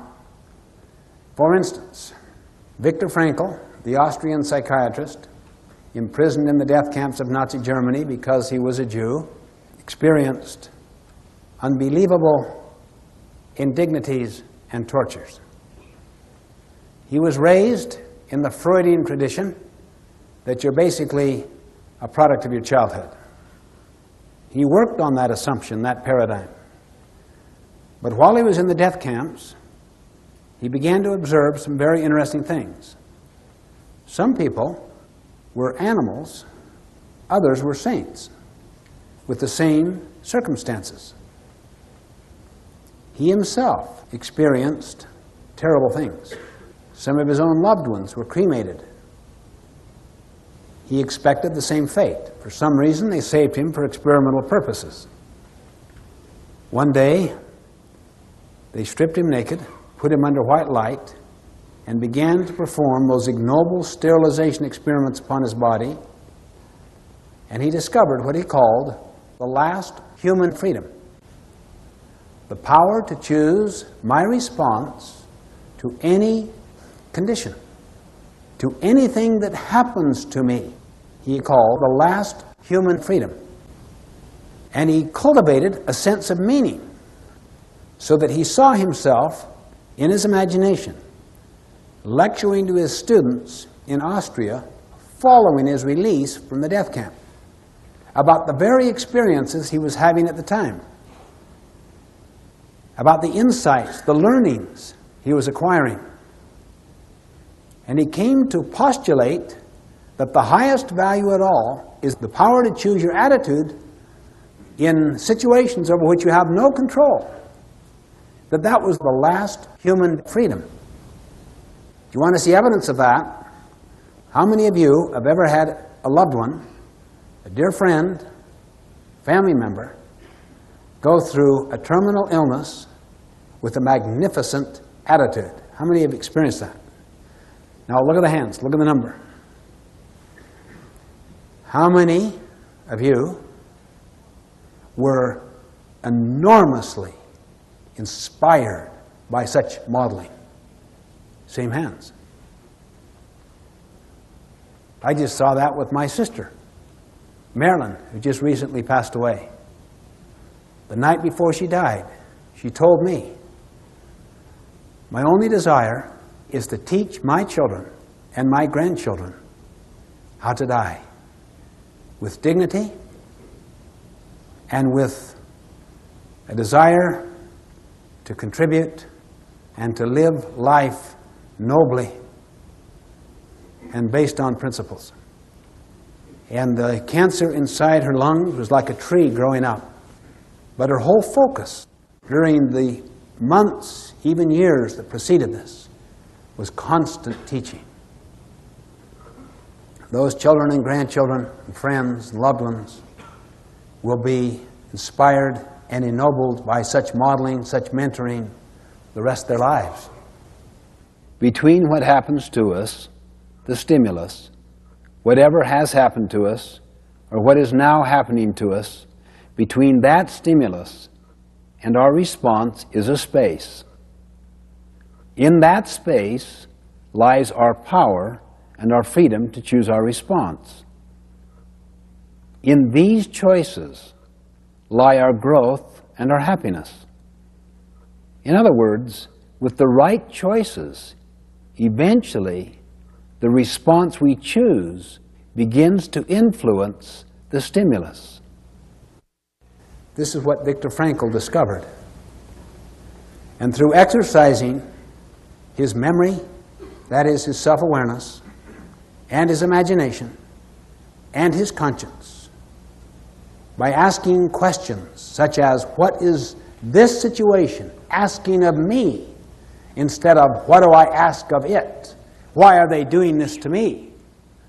And also by exercising his own independent will, this freedom became larger and larger until it was larger than his Nazi captors. Not his liberty. Liberty is a condition of the environment. Liberty is a condition of the externals. Freedom is a condition of the person, of the internals. We have control over our freedom, not in the short run over our liberty. However, in many situations, not necessarily all, the more you control your freedom and expand and deepen it, eventually you will influence the liberty of your life, the options, the alternatives that are available to you. Eventually, your head will create your world. Your response to the stimulus will eventually influence the stimulus. And to some degree, he experienced that. He also had the hypothesis, or tried to look at the hypothesis. What enables these people in the death camps to survive? Is it their survival skills? No. Is it their intelligence? No. Is it their health? No. Those things were eventually equalized, lost. Helped a little initially, but eventually they were gone. Is it their family structure? No. The thing that enabled survival was a vision of the future. a sense of meaning about a work yet to do, a contribution yet to make. And this became the basis for his brilliant autobiographical account of these experiences called Man's Search for Meaning. Even a friend of his was so miserable he wanted to commit suicide, and Frankl pressed him, "Why don't you?" He said, "Because if I predeceased my wife, it would make her so unhappy and miserable, and I love her so." That alone gave him meaning to survive. And he would constantly ask the question, what is life asking of you in this situation? Don't let the things you can do nothing about interfere with the things you can do a great deal about.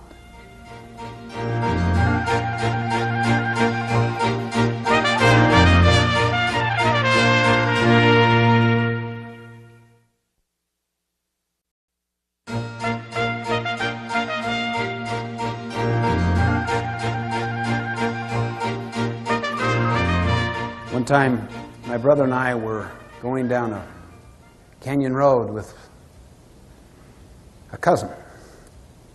He was chopping wood, had this axe. There was a rattler. He started chasing it. He started chopping at it. Eventually, cut it in two. The front bit him right here, at the crook between the forefinger and the thumb. So many ways he could have responded.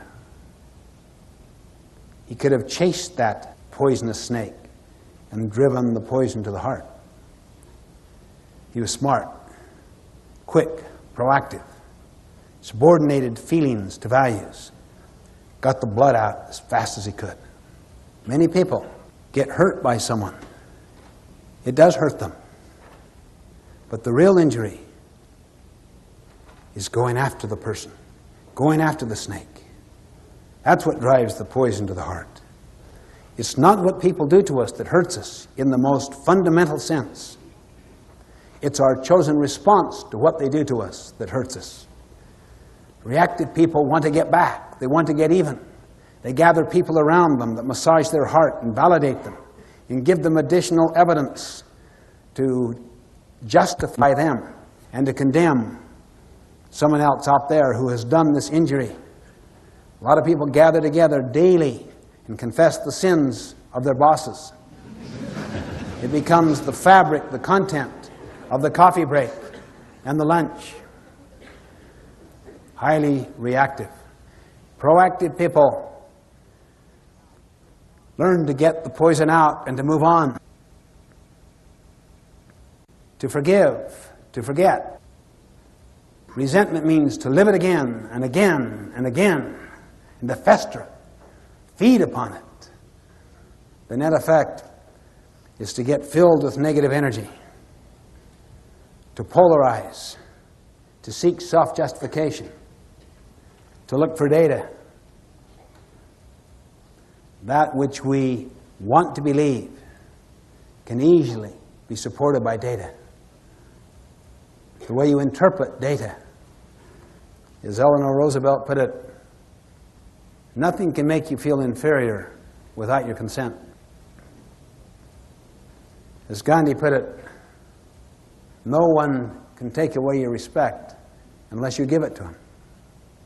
Proactive people who act on the basis of their values, their purposes, their vision, don't give their power away, their freedom, their power to choose, to other people's weaknesses. We simply must never build our emotional life around the weaknesses of other people. Otherwise, we disempower ourselves and empower their weaknesses to continue to mess our life up. This is heavy-duty stuff, particularly for people that have had years and years of explaining away their misery in the name of somebody else. One time, a woman stood up in the middle of a group like this and started to give a speech on her own, spontaneously. And then she sensed the inappropriateness of that, grew a little embarrassed and sat back down, but she could not restrain herself from talking to everyone around her. She was just filled with some kind of explosive learning or excitement. And she had positive energy. You could see it in her eyes, in her gestures, her body language. I could hardly wait to the break to get up to her. What happened to you? Oh, you have no idea what that principle, that habit of being proactive means to me. I'm the full-time nurse to the most miserable, ungrateful character you can imagine. He doesn't even acknowledge me, let alone show any form of appreciation. The other full-time nurses feel just like I do. We almost sit around and talk about his demise. Hope for it, wish for it, while we're taking care of him. And for you to have the gall to suggest that I chose to be miserable? Come on. I didn't choose it. He made me. But then I realized how dependent I am, how I've given my power to his miserable behavior. She said, as soon as I swallowed that big, thick, bitter pill, and it hit, and I realized, wait a minute, if I chose to be miserable, I can choose otherwise. She said, I was let out of prison. I was liberated. That's when I stood up. I wanted to talk to everyone. I wanted to proclaim my freedom. I could not contain myself. I just can't tell you what that means. Between what happens to us, the stimulus, and our response to the stimulus lies our freedom.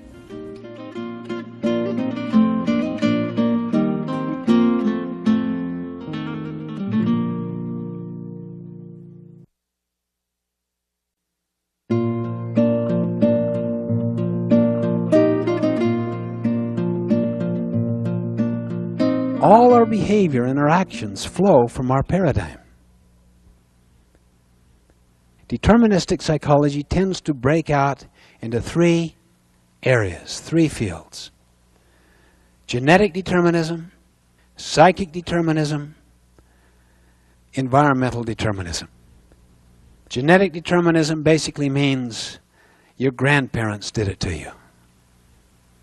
Yeah, I have a short fuse. It just seems to go through the generations. My father has one, and his father. Yeah, I'm a night person. Yeah, whole family is. Don't talk to me in the morning. I'm not pleasant. This has come through the generations. You see, what if I had a predisposition because of my genetic makeup? Okay, that is the stimulus. Between that and our response to it is our freedom to choose our response. So what would we do?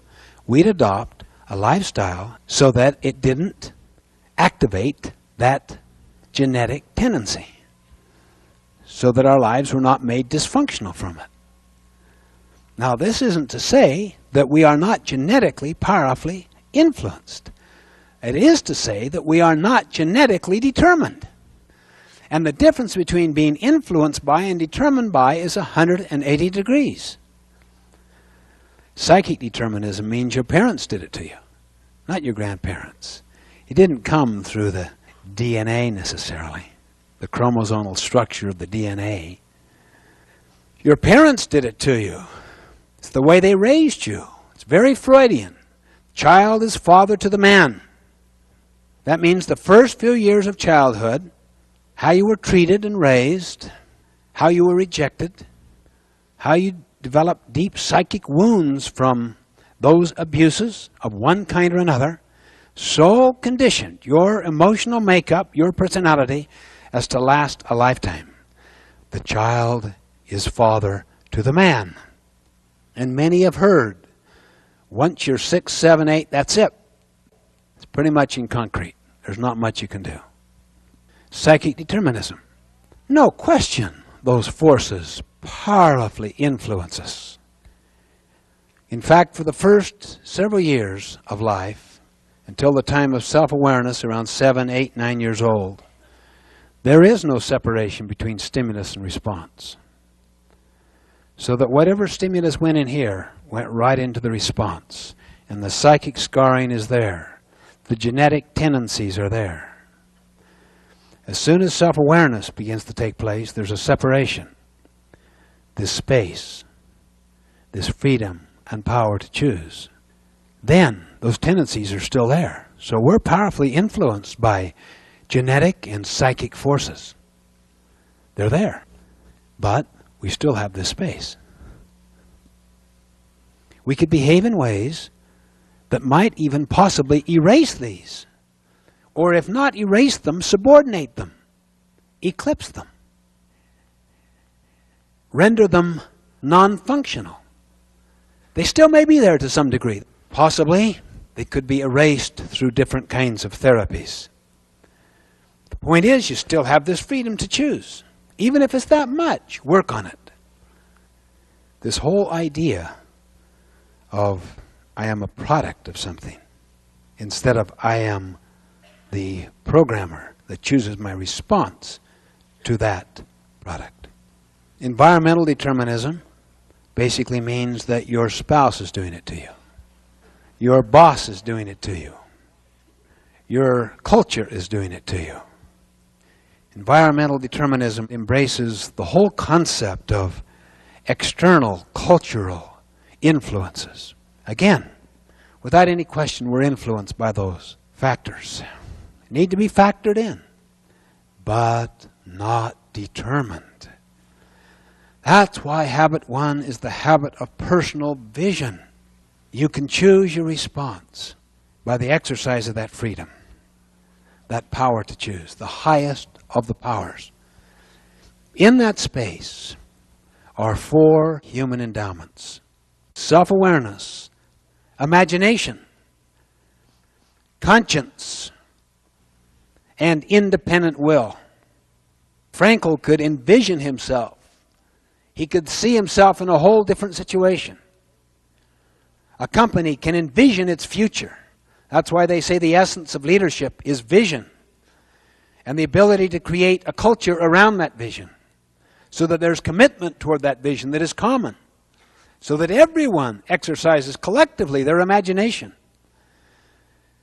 Even though they have this awareness of the swamp-like culture they're in now, they're aware, see, self-aware. They stand apart and can examine. If we live out of our memory, we're tied to the past and to that which is finite.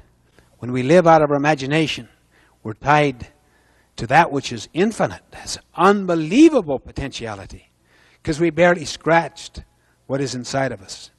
And then independent will. We can act on that imagination. We can act on that conscience, the universal conscience of all mankind. And we can act upon it. We could swim upstream. We could go against the current. You need all 4 human endowments to optimize. Self-awareness is not sufficient. In my opinion, it's focused on too much. The constant exploration of one's past and the psychic and social scarring that took place. Not that it is not helpful and useful. I think it is. But it is not sufficient. It gets imbalanced if you don't use your imagination to create something new, to find a new meaning, a new value, a new future, and to independently exercise your willpower to move toward it. But imagination is insufficient. Hitler was an imaginative person, but he had no conscience. He was very value-driven, but the values were not based on principles. It's self-awareness plus imagination plus conscience plus independent will. The key is to take time to pause in that space, to tap into those human endowments. Self-awareness, imagination, conscience, and independent will. Then begin to act. Small, slow ways.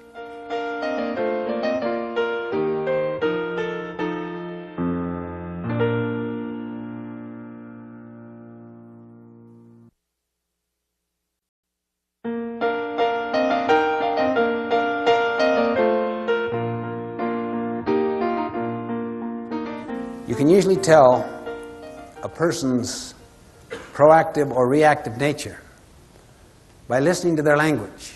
It's kind of the fingerprint of where the locus of control is, whether it's inside or outside. Really. I can't do this. I have to do this. I had a student one time. Would you excuse me from class? I have to go on a tennis trip. I said, what? We just finished talking about how the language of the proactive person is, I choose to, I prefer to, yes, no, I will. The language of the reactive person, I have to, I must, if only, I can't, I haven't time, I'm low man on the totem pole, look what's above me, the people who need this aren't here, or if they are here, they're not getting it. I was going through all of that. He said, would you excuse me from class? Next week I have to go on the tennis trip. He said, what? I have to go on the tennis trip. You what? I have to go. You have to go? You have to go? Oh, yeah. What'll happen if you don't go? They'll kick me off the team. Seems like a natural consequence to me. If you don't go on the trips, you can't be on the team. What'll happen if you don't come to my class? I don't know. What's the natural consequence of not coming to class? I don't know. I mean, think. What naturally will happen if you don't come to class? Well, I mean, you wouldn't kick me out, would you? Well, that would be a social consequence. That's artificial. It's not natural. If you won't participate, you shouldn't be on the team. On a tennis team, that would be natural. What will naturally happen if you don't come to class? I guess I'd miss the learning. That's right. I know if it were me, I'd choose to go on the tennis trip. But never say you have to do anything. You have the power to choose. He meekly said, I choose to go on the tennis trip and miss my class.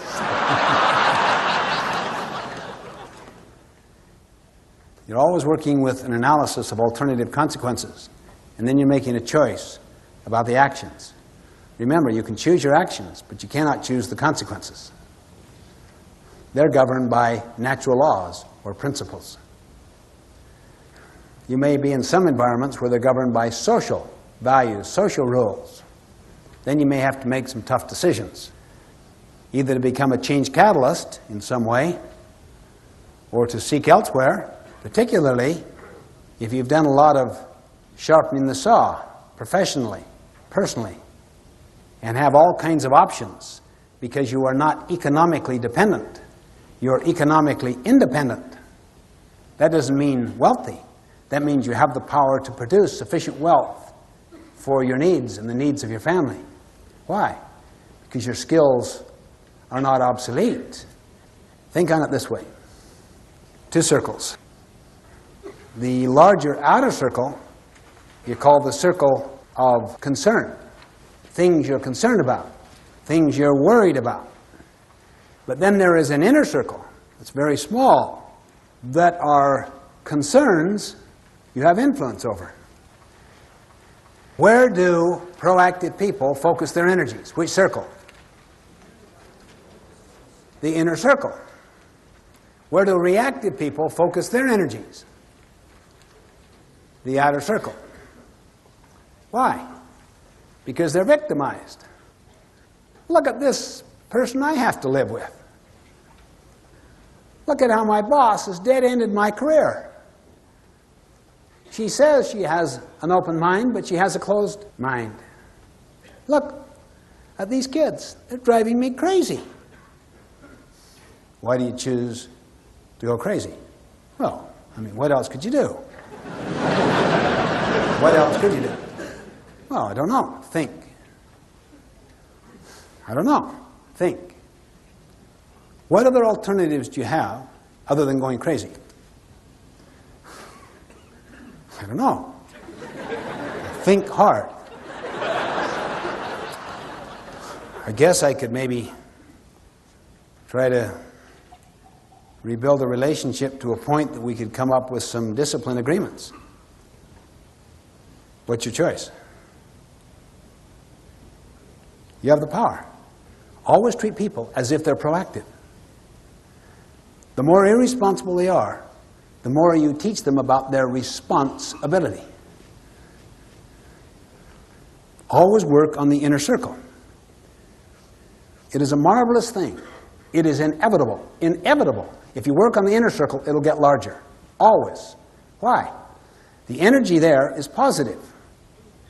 You're doing something at the outside edge of that inner circle that wins more confidence with other people. The way you treat them, the way you make and keep promises, the way you apologize when you make mistakes, the way you gather feedback, the way you give feedback, the way you're trying to play God in someone's life, the way you seek to understand what's important to the other, so that your presentations are made in terms of their frame of reference, their language, their value system. You're constantly making deposits into the emotional bank account. But if you focus on the outer circle, you're taking withdrawals. You're judging. You're criticizing. You don't seek to understand. You're not consistent. All in the name of their inconsistency. You overreact in the name of their overreaction. You badmouth them behind their back, unaware that the people you're talking to as you do the badmouthing know you're going to do the same thing about them when there's a strain on that relationship. If you want to retain those who are present, my friends, always be loyal to those who are absent. They know you're principle-centered. They know you're just not sucking up to the social value system. That you're a person of integrity, that have standards. You will not participate in negative energy exchanges or do anything that in any way would create a feeling of disrespect toward another person, because they know that would attach to them sometime under another situation. That's why you would never confide with one child about another, or make comparisons or quick quips and judgments and labels, because you create a culture that they know you're doing the same thing about them when the situation changes. No, there's a steadiness about you that is based on principles that never change, not based upon moods that are volatile and mercurial, that are always going up and down. So by working on the inner circle, it gets larger and larger and larger. And eventually you begin to deal with some of those concerns that you have that today you couldn't even begin to touch. I could take you to not tens, but to hundreds, perhaps even thousands by now, of organizations that are going through a profound transformation, and it started with a person at the bottom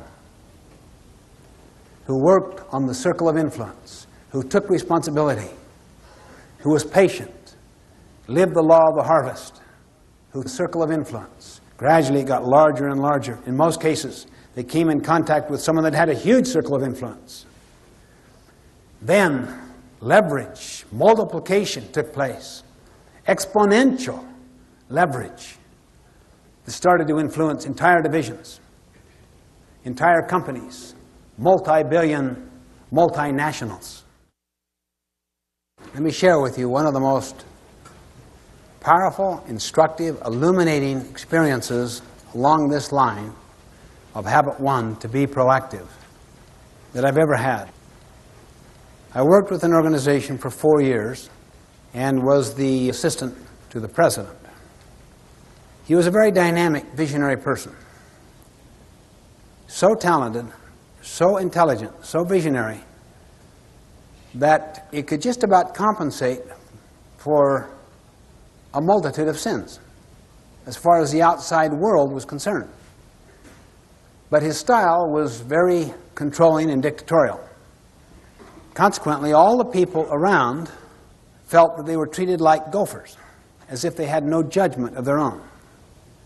Go for this, do this, gopher, gopher, gopher, gopher, gopher, see?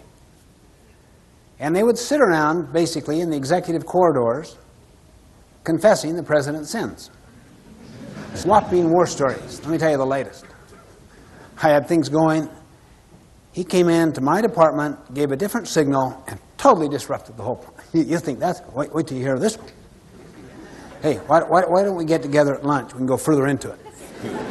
It's fun. It's fun because it becomes a kind of common cement that unites you. Construction people have the expression bad mud, meaning if the basic content of the brick is flawed, you stress the brick, it'll break. It's the same thing happens every time you badmouth. It's bad mud. At the time, it unites you, but you take a stress on that relationship, it'll break it, because they know you're doing the same thing. The inner circle withers. One man, name was Ben. He was proactive. His life was not a function of the president's weaknesses. He was aware of them. They were in his circle of concern, but not his circle of influence. Therefore, he smiled a lot. He didn't disempower himself. He used his strengths to compensate for the president's weaknesses in his own small circle of influence, with his own people. Very strong, considerate, courageous, buffer. He ran with the president's strengths, which were prodigious, enormous. So in his area, the president's strengths and his strengths compensated for the president's weaknesses. Started to cause his circle to get larger in his own area. He also exercised so much more initiative. He was treated like a gopher. Go for this, go for this. But he was the best gopher around. He not only went for the data, he tried to anticipate the need. I think the president wants that for a board meeting. I'm going to give him the data, the analysis of the data, and the recommendations based on that analysis. And I'm going to put it in the presentation form. The president would say to me, I can't believe, Ben. It's just amazing, really. Look what he's done. I asked him to get this. He anticipated my need. He's analyzed it. He developed alternative recommendations. He came up with one, and it's in the form that I can make to the board. I think I'll have him make it. Circle of influence. Next meetings. Go for this. Go for this. Go for this. Go for this. Ben, what's your opinion? What do you think the reactive minds did in the executive corridors that day? See, reactive people are always looking for evidence. I'll bet there's some kind of favoritism going on here. The problem is, Ben dealt with them in the same way he dealt with the president. Over a 4-year period, I saw Ben become the number 2 person in the organization. His circle of influence got so large. Even the president would not make any significant moves without Ben's blessing. And Ben read the culture, understood the culture. So the president's weakness in style was being compensated for by Ben's strength with cultural awareness, so that the president's judgments about how to implement this vision, actualize the vision, was strengthened. Amazing thing.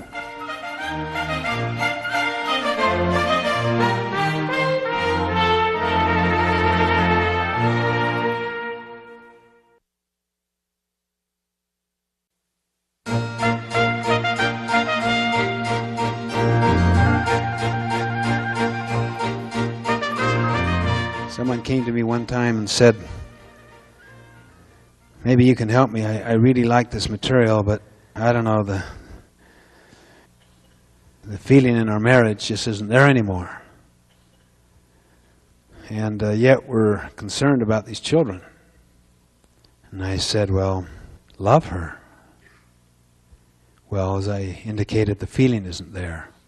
The love just isn't there. Any suggestions? Love her. Well, how do you love when you don't love? Love is a verb. Love the feeling is the fruit of love the verb. Study all the great literature of all the civilizations and societies that have endured, and show me anywhere where love is a feeling. That's the Hollywood culture. Love, the feeling, is the fruit. Look at the love that a mother feels for the new baby that she just carried and delivered into the world. She produced the love she feels. She sacrificed. Love is a verb, first and foremost. Then it is a feeling. Forgiveness is a verb. Forgetting is a verb. I have seen so many relationships rebuilt if only one of the parties would cultivate these proactive muscles. And you have to practice these muscles like doing push-ups. You can't all of a sudden develop strong muscles. There's a price that has to be paid, and it takes patience. Try this for 30 days. Test this concept of proactivity for 30 days. Work only on the inner circle for 30 days. Smile about the rest. On any relationship, be a light, not a judge. Be a model, not a critic, for 30 days.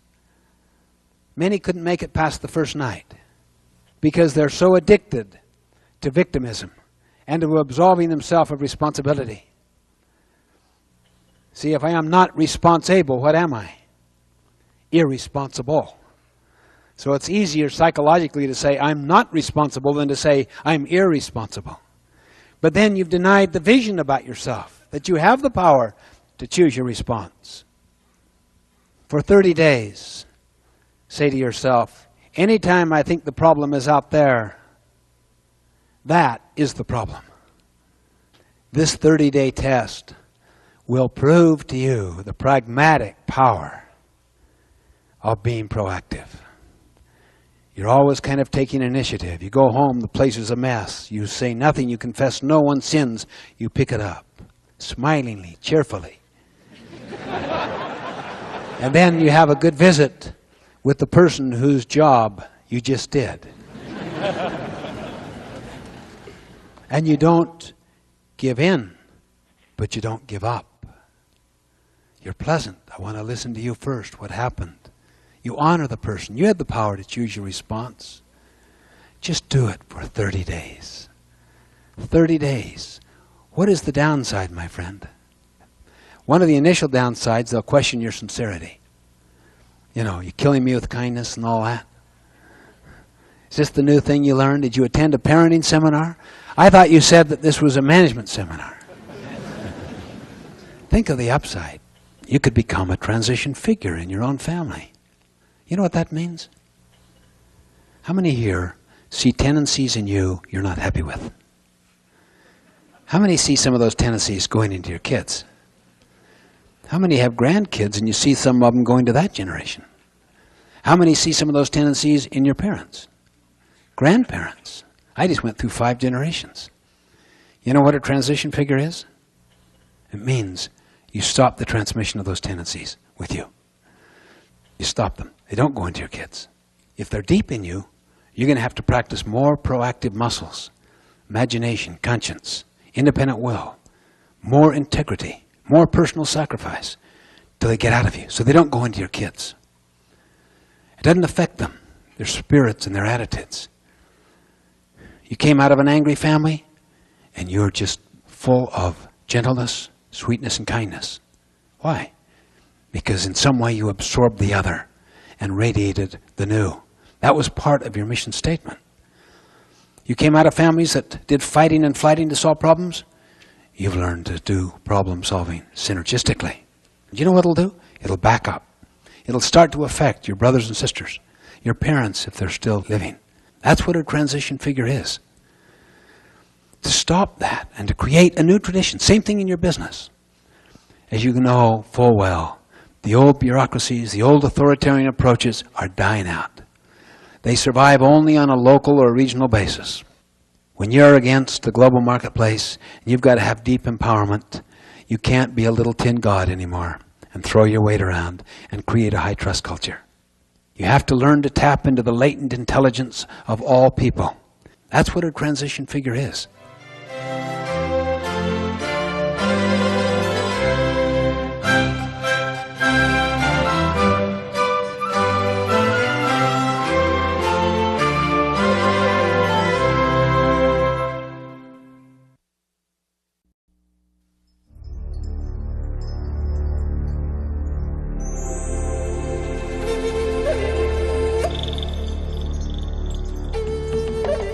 I first came to Uganda 5 years ago.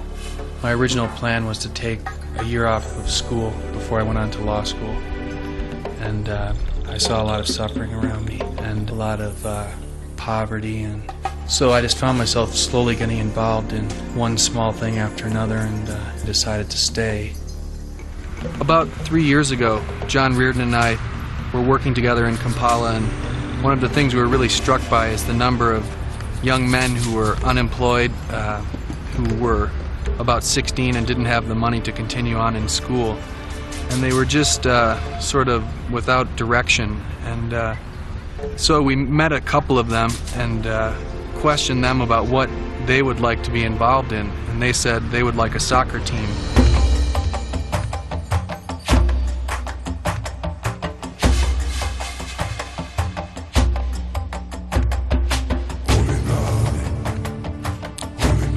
So we began a soccer team with those few boys and told them to bring their friends, and we would practice every day at such and such a time at a certain field. And that went on for a while, and soon the boys came and said they had their coach who they wanted us to meet. In Uganda you get to be sort of leery of these sort of situations, and so this man basically told us he would like to coach this team, and we shouldn't worry about paying him.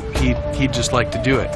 From that time on, we became friends with Stone, and we began working together.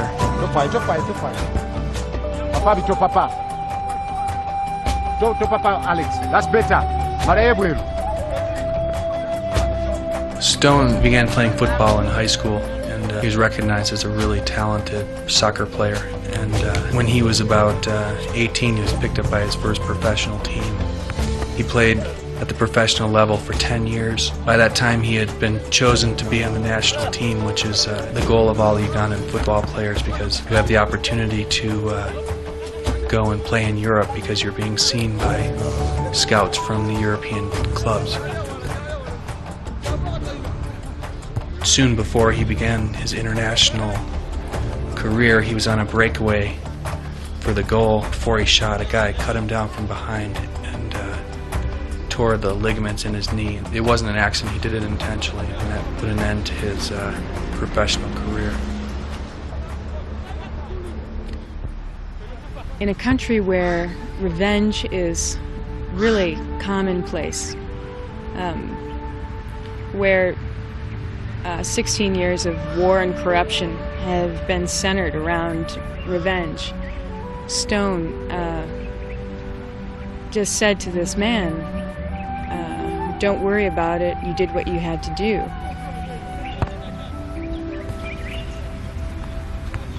Stone's ability to forgive this man after pursuing a career for so long was really remarkable.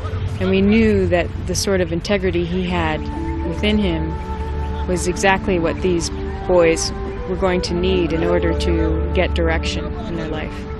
Some of these boys were druggists, some were pickpocketers, some were, let me say, wild boys.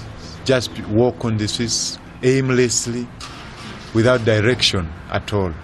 We look at these boys to give them sense of direction. And in this, we also try to give them some skills, then some resources, then a frame of mind, you know, which can really help them in future. We just don't look at them as footballers for their future, but we want them to be good citizens. So we want them to be self-reliant, to have those skills to help them in future.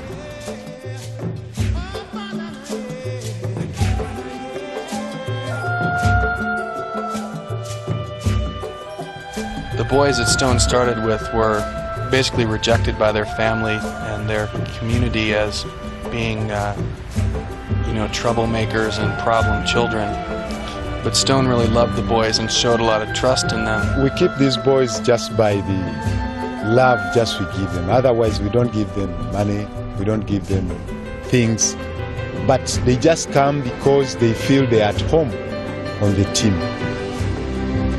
It is love that makes everything. You can never be happy unless you have love.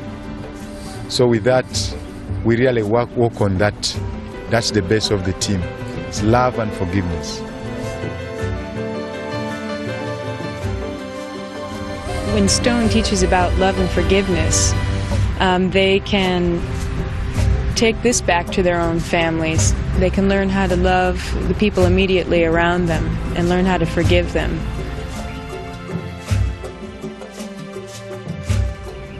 A lot of the teaching of this principle is just shown by Stone's life. He lives in the same area as the boys. They know his wife, his children, the way he interacts with his family, and they see that he's actually living everything he's teaching. And so that's really the most powerful part of what he does, even more important than what he says. And I think his example really challenges the boys to be like him. Leadership isn't about being famous. So even though Stone may be affecting only a couple hundred people in his community, those couple hundred people will be affecting villages, and those villages will be affecting other villages.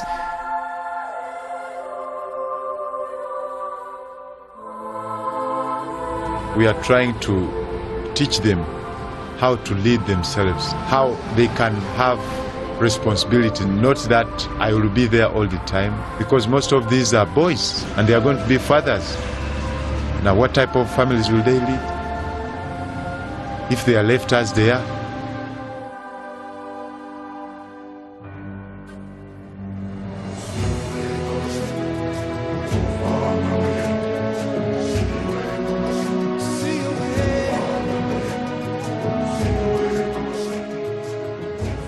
Try to tell these boys that there's nothing which you cannot do. It is through hard work that all things are possible.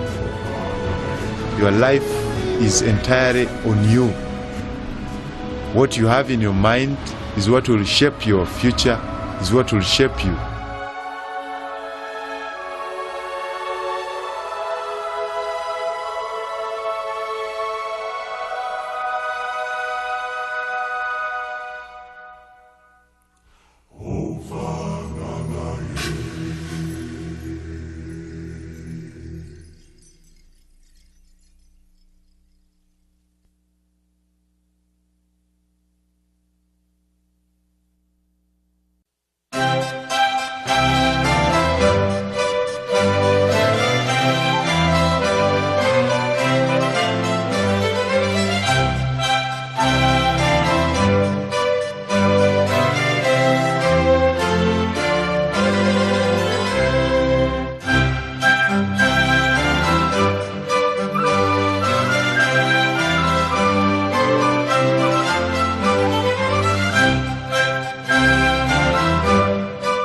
Where do we get our sense of who we are? Where do we get our sense of what our life is about? Is it not from social mirrors, parents, siblings, teachers, leaders, the media, heroes, models? Isn't that possibly the case of a mistaken identity? Think about it. Ask yourself, where do I get my knowledge of myself? And what my vision in life is? What is it that I am really about? What is truly important to me?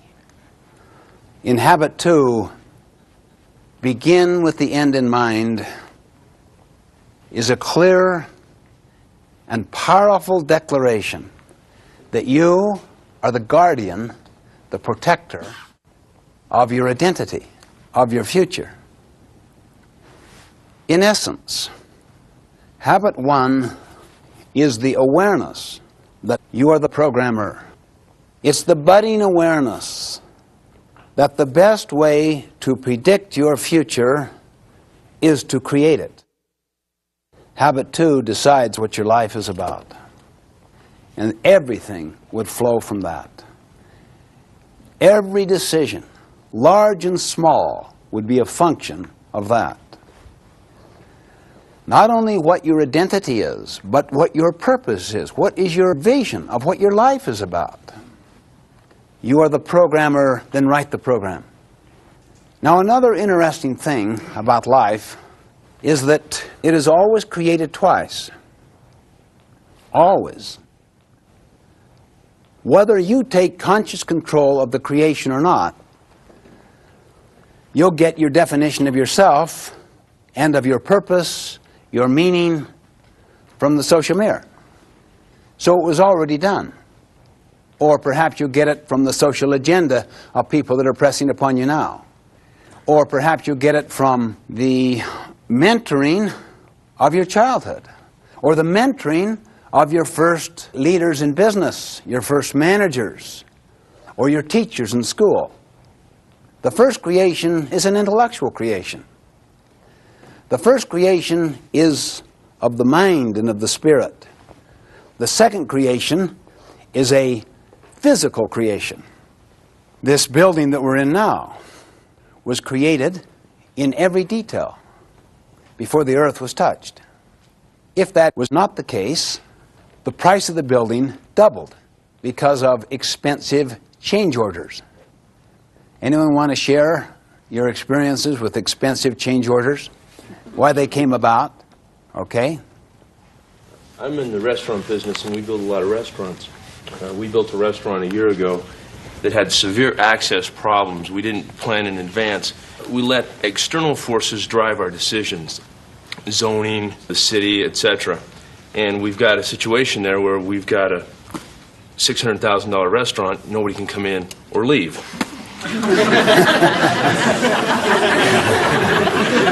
Now, in a sense, the food is good. great food, but people just can't get access to it.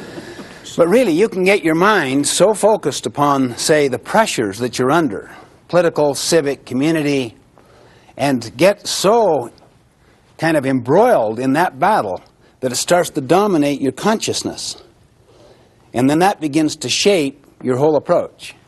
Now we've gone in and worked with people, and we've taken the time and the planning necessary to make a change, and it's going to cost, $40,000, $50,000 to make that change, but in order to make the return on the restaurant, we've got to do it. I think you can see the applicability of the idea to any field of endeavor, really. I have a friend who's an orthodontist. I have paid his mortgage for the last 25 years. Because all our kids have my teeth and my wife's mouth. Dick, how do you do this? He said, first, I get a clear image of what that mouth should look like when I finish. Every decision is governed by it. Just like the construction person comes right onto the site, the first thing goes to the blueprint. And the blueprint is all based on the artistic rendering, what the place should look like, see? How many here have ever done jigsaw puzzles? How useful is it to have the end in mind?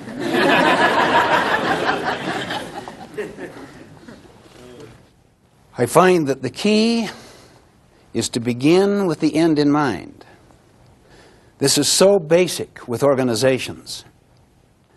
The fundamental reason, the root reason why organizations are so split is they do not share a common vision. Do you want to have an interesting experience? Just go to your family tonight and ask them. Be sincere. They'll think you flipped out for a moment, wondering where you're coming from, but say to them, in one sentence, what is the purpose of our family? And then write down what they say. Just read the different purposes. What is the purpose of our marriage? What is its essential reason for being? And then when you go to your organization, to your work, ask the first 10 people you meet, bring out your trusty clipboard and just say, I'm doing a little survey. Could you help me? One question. What is the purpose of our organization? And then you work with a small work group. What is the purpose of this work group? What is the purpose of the board of directors? What is the purpose of this executive committee? What is its essential role? What are its high priority goals? My friends, I have done this scores of times, even with the executive cabinets of companies in the Fortune 100 classification. Big companies, sophisticated organizations. And in almost all cases, the top executives are absolutely chagrined, embarrassed. They cannot believe the different descriptions that are being given as to purpose, as to vision. You think, what's going on? I mean, really. And you could have a mission statement on the wall, or on little plaques on their desks, or in their wallet, or purse, or whatever. It is not central to the culture. The whole organization cannot begin with the end in mind.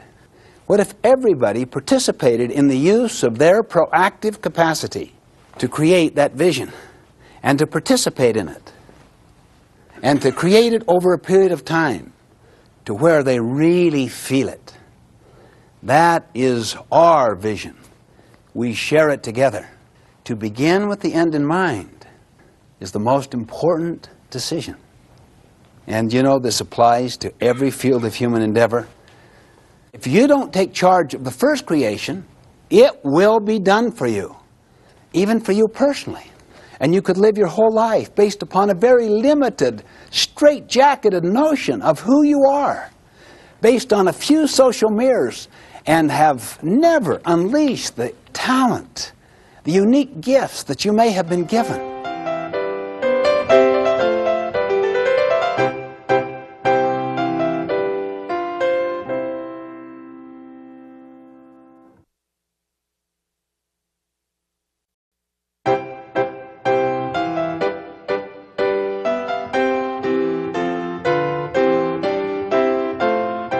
Okay, now I think we have come to recognize the power of the space, and that the most significant use of it should always be, what is it I am about?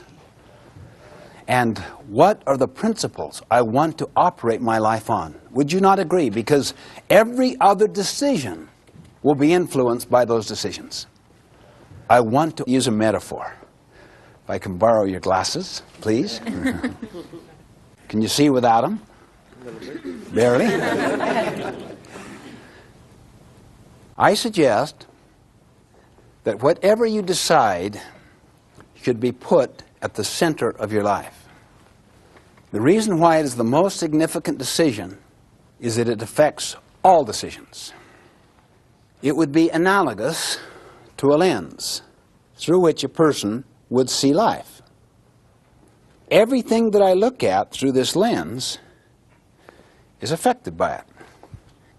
Eventually, you become unaware of the lens. Fish discover water last. Most paradigms are like that. They are assumptions you never question. That is just the way things are.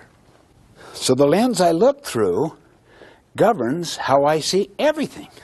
All right, now let's just say that I put my work at the center of my life. Everything is oriented around my work. All relationships, all pleasures, everything has to do with my work. Tell me, let's say I'm in the sales business. My work is the center. How do I see my relatives? Contacts, customers, referral sources. How would you perceive your little children, let's say, with this pair of glasses on? You're work-centered. Yeah, obstacles. Oh, I have to deal with that. What an interference. Go through the motions, you know, try to do my family thing so that I can get back to work. Now look, if I were family-centered, how would I see work? As an interference, as an obstacle. Yeah, or, positively, as a means to take care of the family. I'm family-centered. That's another pair of glasses. But you never question your center. It's a paradigm of life. It is a pair of glasses. If you're spouse-centered, if you're family-centered, if you're work-centered, if you're enemy-centered, if you're possession-centered, what happens? We could go through this analysis and analyze every alternative center, or even a combination of them. And literally, I'll guarantee, at the conclusion of it all, it will cause tremendous imbalance. Your life will be unfulfilled. We must come up with a center that enables us to have more of the good in every other center. What could that be? What center would enable you to lay hold on every good thing in every other center? Think for a moment. It would have to deal with whatever change came along, because it would be changeless. It would have to deal with something that would give you a constant frame of reference to make all decisions by. It would have to give you the unleashing of your power, high levels of capacity, of mental and emotional and social power, where you become a force, the creative force of your own life, where you become someone who influences for good other people's lives, who models and mentors others toward a center that they themselves select. What would this center be? The principles.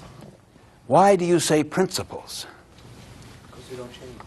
Okay, they don't change. They're changeless. In fact, even as we discuss this right now, my friends, you are listening through your center.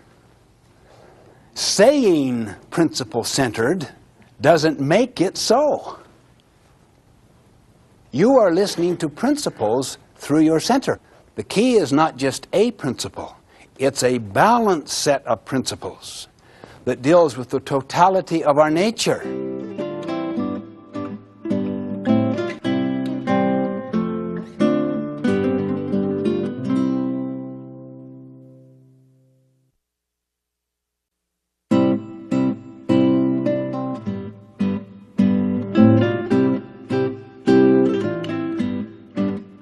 I suggest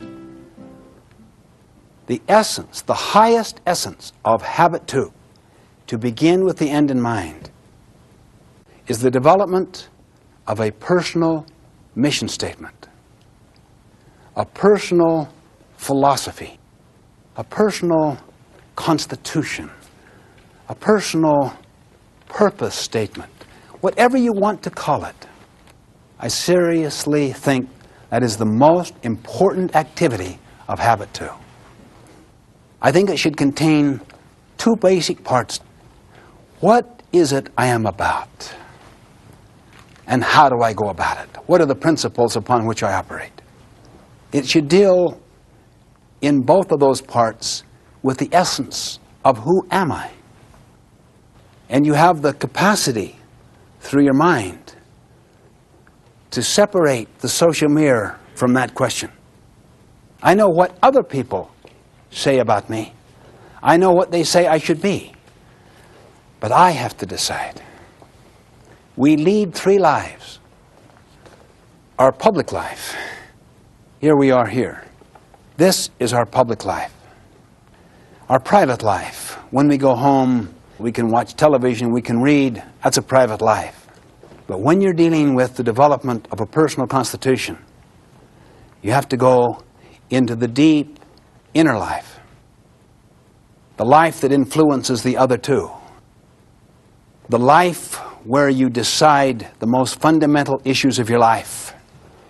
Search your own hearts, for out of it flow the issues of your life. It's a more secret life. No one knows the thoughts and intents of your heart. You alone have that awareness. And you can step in on your own deep, internal life. You can step in on it. You can take charge of it. My friends, think about it. Study the lives of people that rose above difficulty, abuse, contention, dysfunctional homes. Study the lives of great figures in history who have really made a difference. And you'll almost always find they did profound work on the inner life. The private life is not the inner life. I could live a very private, independent life and enjoy it. It could be relaxing to me. It could be pleasurable. It could be my own life, my own choices. That is not the deep inner life at all. The deep inner life requires going inside and looking at your private and your public life, at both of them. It goes inside to look at your own motive structure. Many people, unless they are in pain because of something they care about that is not being fulfilled, will never even go into their deep inner life. In a sense, they're being lived. They're not living. And Gandhi, at one time he said, a person cannot do right in one department of life whilst attempting to do wrong in another department. Life is one indivisible whole. Listen to his statement. A person cannot do right in one department of life. For instance, the public life, to have the right appearance, see, whilst attempting to do wrong in the private life, or say the deep inner life. Why? Life is one indivisible whole, and people feel it. The vibes are sent out. So, my friends, I suggest work on two things, vision and principles. And this will be profound, deep work. Get perspective. Take time. Be patient. Give yourself several months, at least weeks. You've got to pay a price. Why? Because there's so much scarring. There's so much history, social and psychic history, already in you. You probably will discover pockets in your life that you don't want to look at. Closets, motives that really are not of the highest order from your own standard. There are defense mechanisms that are used. In other words, prepare to pay the price.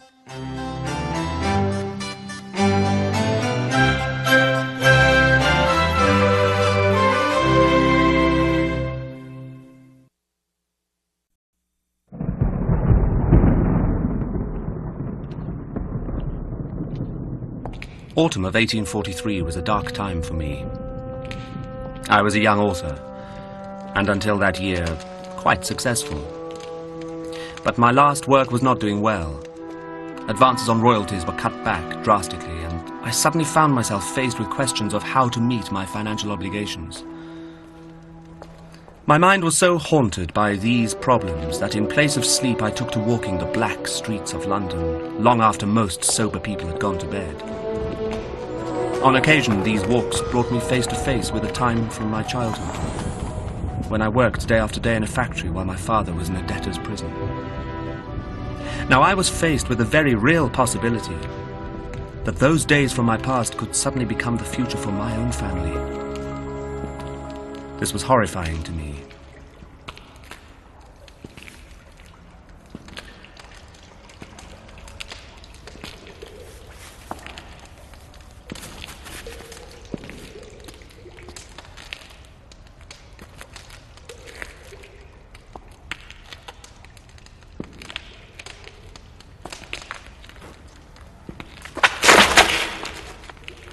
away from here! What are you doing round here?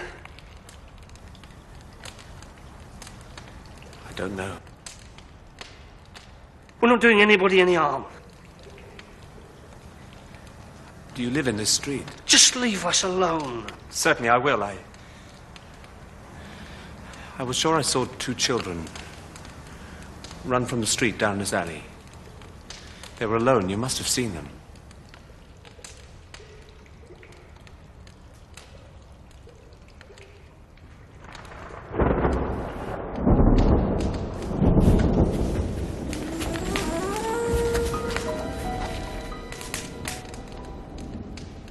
These are your children.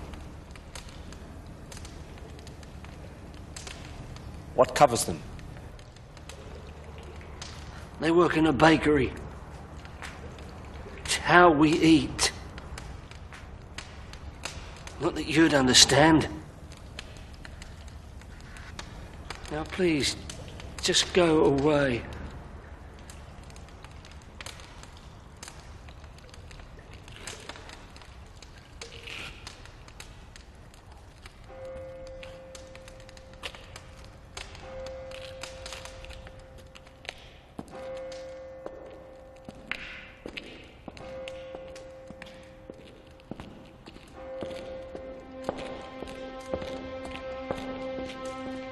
To anyone who might have looked at my problems from their view, a solution no doubt would have seemed very simple. I was an author. I need do nothing more than quickly write, publish and sell something.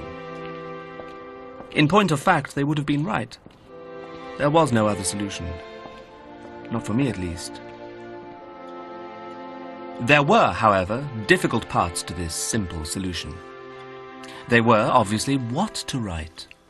And the speed in which that what would have to be written, the one cannot follow without the other.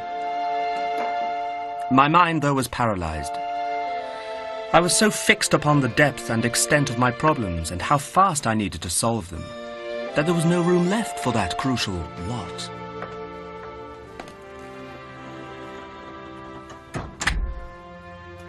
He's still not moved, Mum. When I went in this morning with his breakfast, he was sitting in just the same way, only he was sleeping. Now he's awake, but he's not moved a fraction.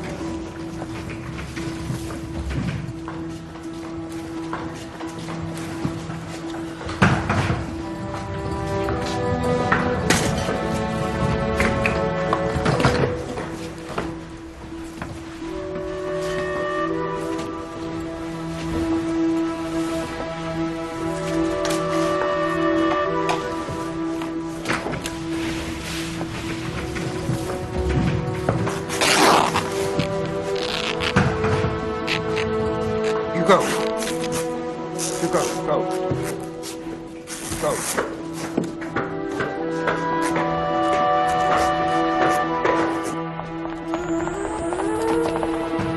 You there, boy, stop!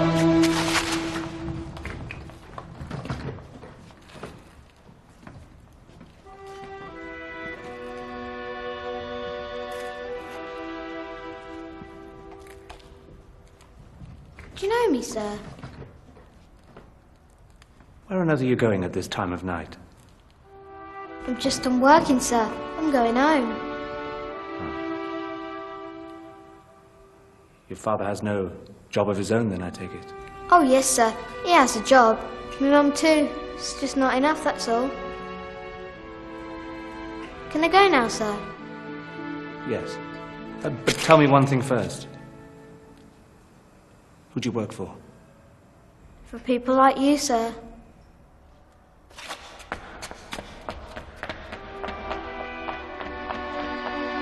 Then, one night, for the first time in many, many days and nights, the all-consuming thought of needing to make money left me.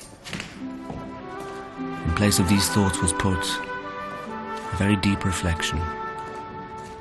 A reflection where images from the past were mingled with those from the present. Slowly, a part of myself, long buried, began to emerge from the streets I'd been walking. I felt as if I were a young boy again, working away in a factory, longing for a different life.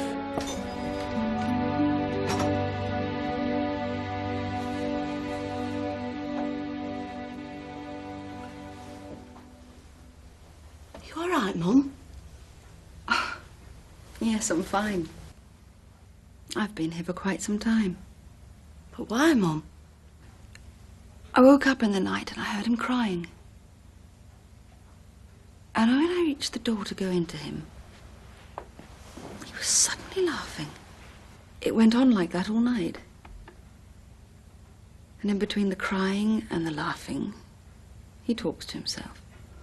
God bless him, Mum. He must be at his wit's end. No. I think he's finally writing. You see? Perhaps it's best if I not go in right now.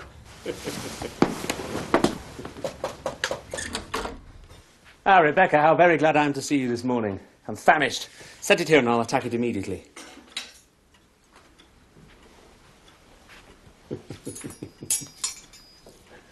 Good to see you in better spirits, sir.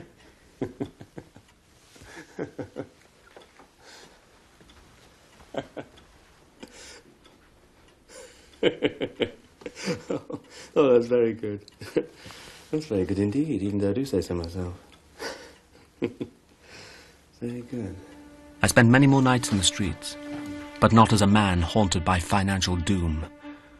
These nights were filled with adventure, with great bursts of imagination. They were filled with the discovery of unforgettable characters and their amazing experiences.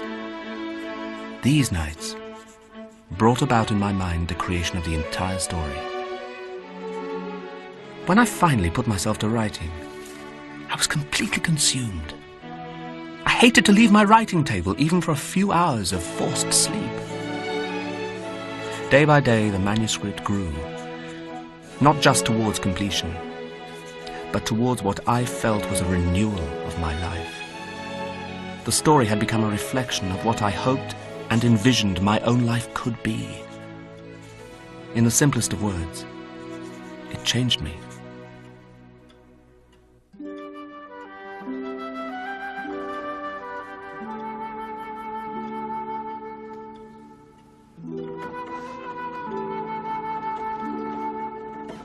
Gradually, the thoughts of money, debts, and financial obligations began to recede in importance.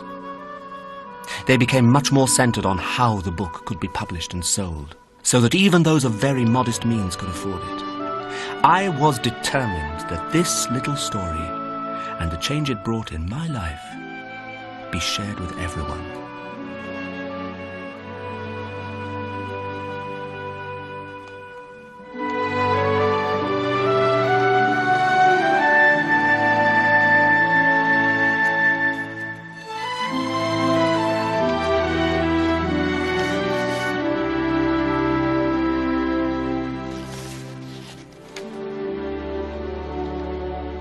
I have endeavoured in this ghostly little book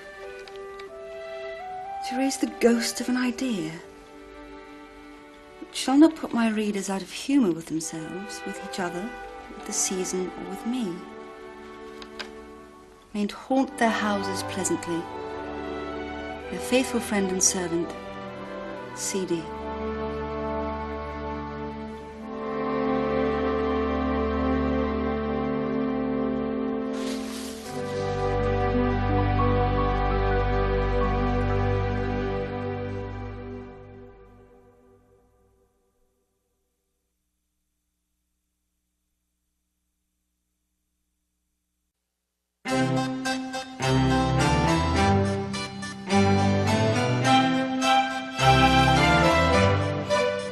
I find to get into nature is extremely helpful.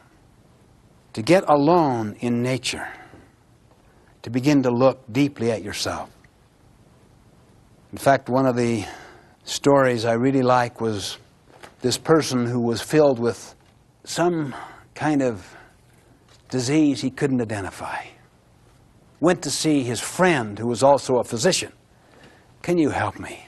I don't know what it is. I just don't feel good. It's just a kind of a general malaise, and I don't have much energy. Can you help me? The friend knew this person well. He talked for a period of time, and then he said, yes, I think I can help you. I have 4 prescriptions, but you must follow them implicitly. Where is your favorite place? Well, what do you mean? When you were a boy, what did you look forward to the most? Where did you like to be? He said, oh, the beach. I mean, all year long we would think about the beach. And every chance we had, we would go to the beach. We would have family times. I did so much. He said, fine. He writes out the prescriptions. Go to the beach and spend the day following these prescriptions. What do you don't you medicine? Follow the prescriptions. You're kidding. Wait till you see my bill. No,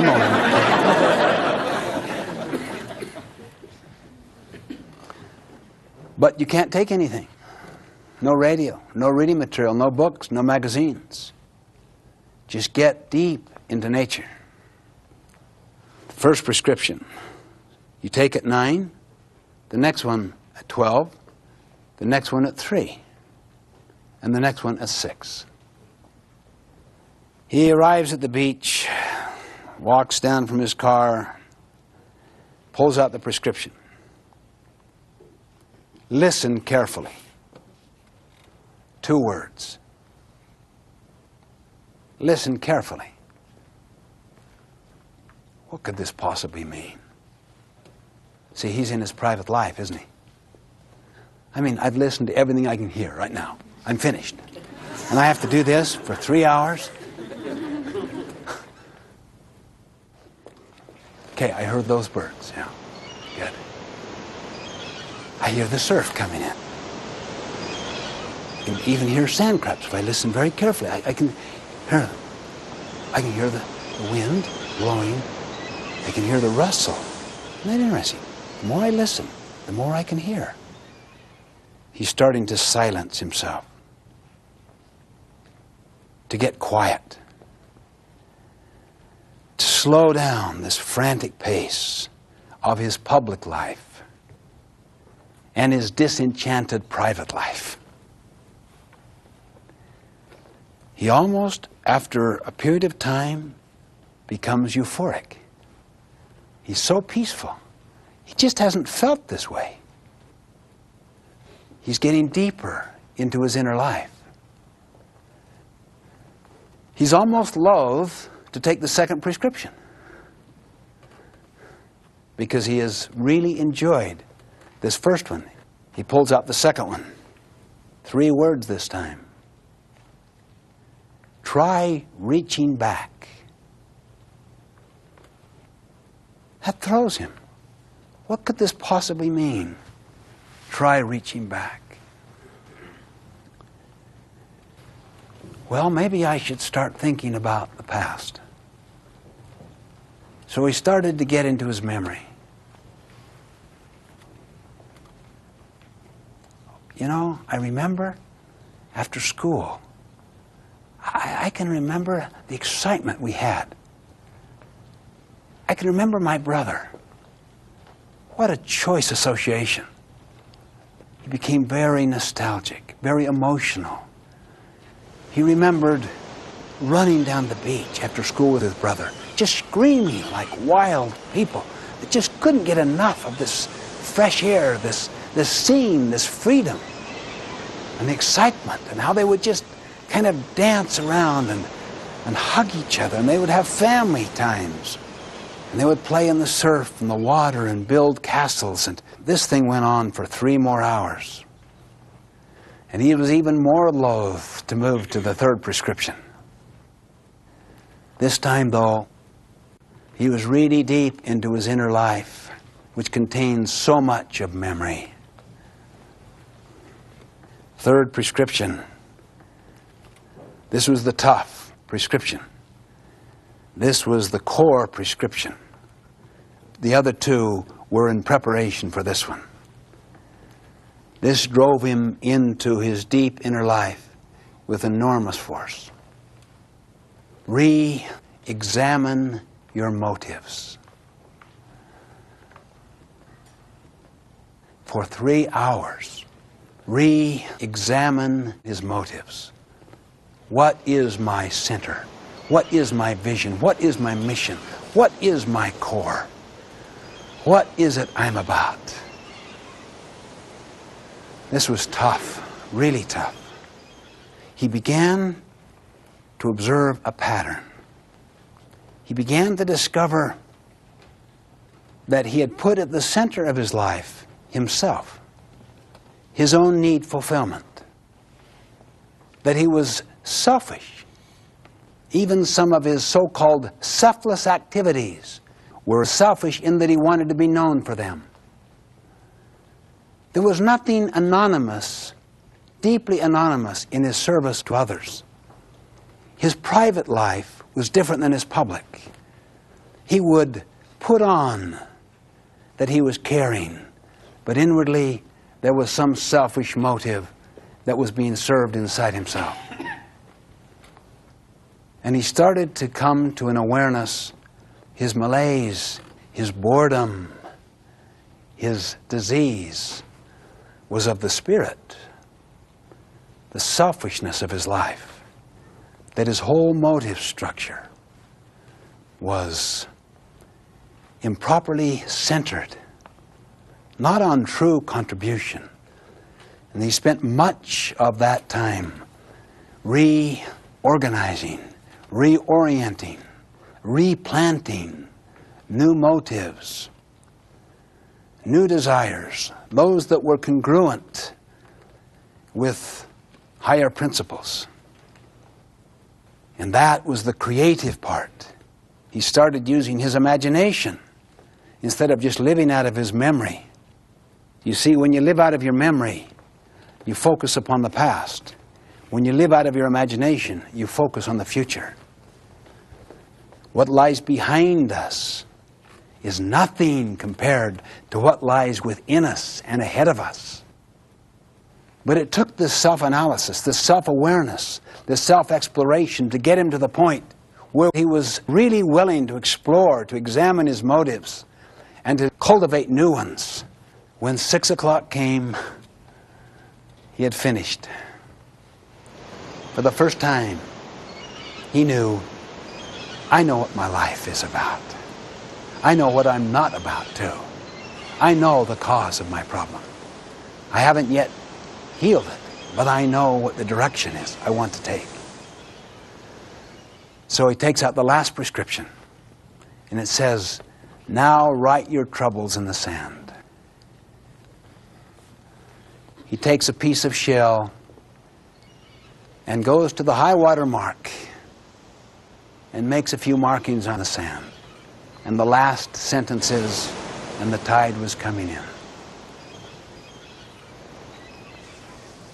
It's a beautiful story. It contains a lot of real wisdom in it. It teaches you, don't start writing your mission statement yet. Prepare to write it. Now, maybe you've been preparing for a long period of time. Maybe you've done some of this deep inner work, and you're prepared for it. Everyone is at a different place. Try to tap into your sense of vision. What are your unique gifts? Use self-knowledge. Take time. Listen to those who see the potential in you. Listen to them. Sense their affirmation of you. Study the lives of people who have inspired you, of heroes. What is it you so admired? So you can get a sense of what principles you want to build upon. You want to write a mission statement that is timeless. You want to write something that will never change. Now, in fact, as you mature and your consciousness raises and so forth, you will change it. But you write it as if it will never change. That's the source of integrity. And integrity is the source of power. In your integrity around a balanced set of principles that you yourself have settled on.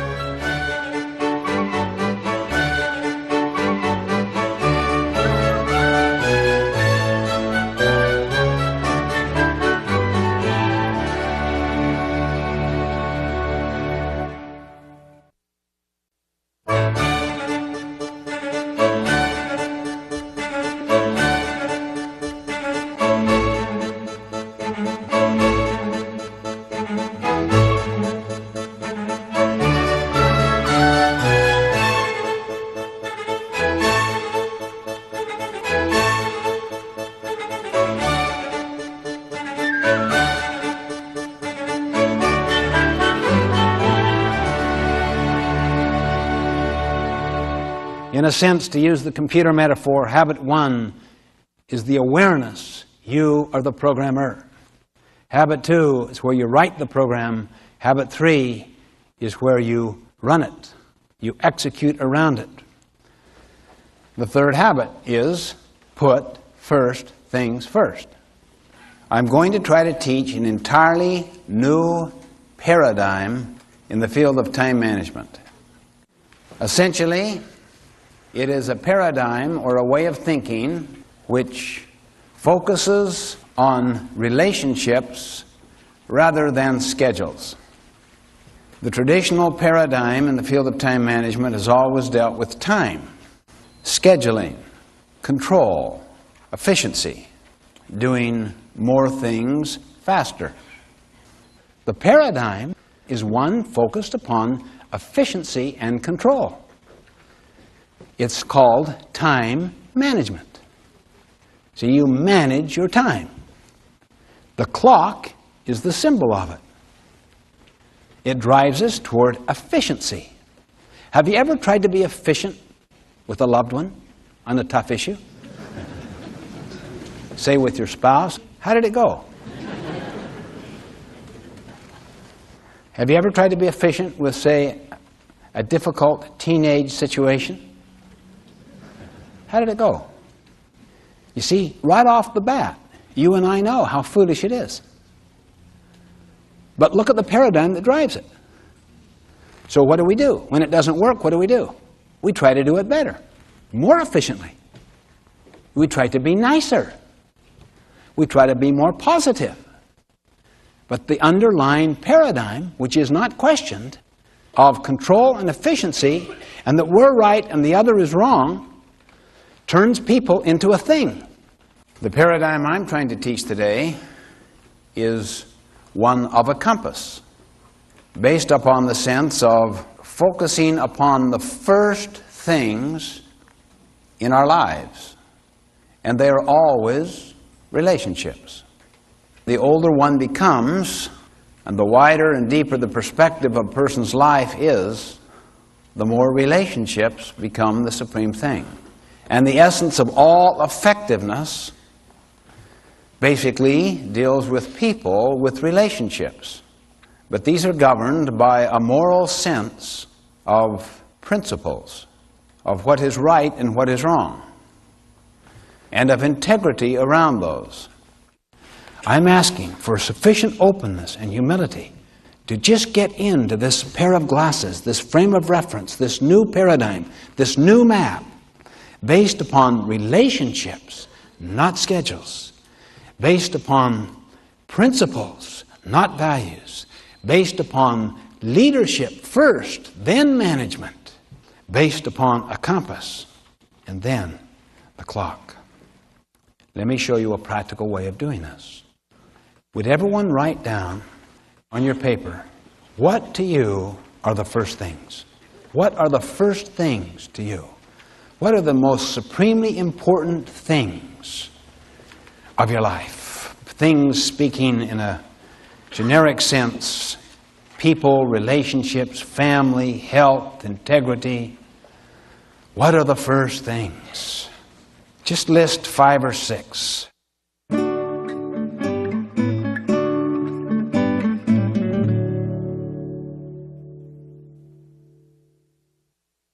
Now prioritize them. This is the toughest part of the thinking process, the prioritization. What would you say would be number one? Then number two. Then 3, 4, 5, and so forth. If you don't prioritize them, have your spouse prioritize them for you.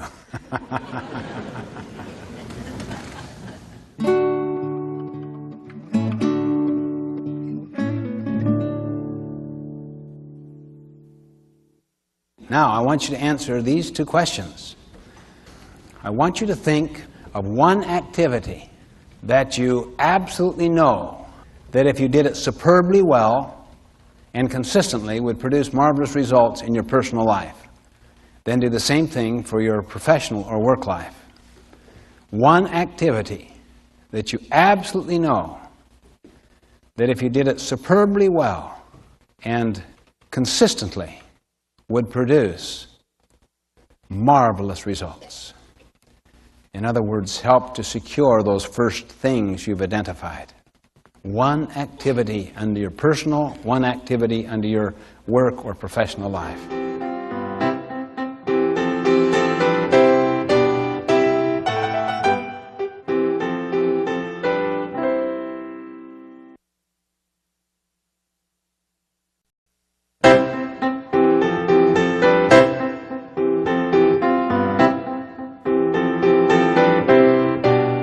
Okay, now you have all written down what the first things are to you. And you also have written down what is one activity in both your personal and your professional life that you know, if you did it superbly well, that it would have marvelous results. Okay, now let's get into the heart of the application of this paradigm, which focuses upon relationships and principles rather than things, schedules, efficiency, and control. I need a volunteer. How would you like to consider that? Okay. You'd come up here, please. Your name is? Elizabeth. Elizabeth. Thank you. Good to see you. Elizabeth, you've got, oh, you hold this. Very, very busy life, right? I do. You have a work life? I do. Family life as well? Mm-hmm. Children? Not yet. Not yet. What's the nature of your work assignment? Consulting. Consulting. Do you have a part of a firm, a consulting firm? Yes, I do. I direct an international firm. An international firm. Mm-hmm. So you really are interfacing with all kinds of people in the firm and outside the firm. That's right. Do you also do direct work with the clients yourself? That's right. And you have a number of associates you work with Mm-hmm. all around this country and throughout the world? Starting? Yes. Kind of like us. That's right. You want a rich personal life and a rich family life and also community and so forth. Do you ever feel like you get bogged down in the thick of thin things? Yes. Do you ever feel like your life is kind of out of balance, out of whack? It can be.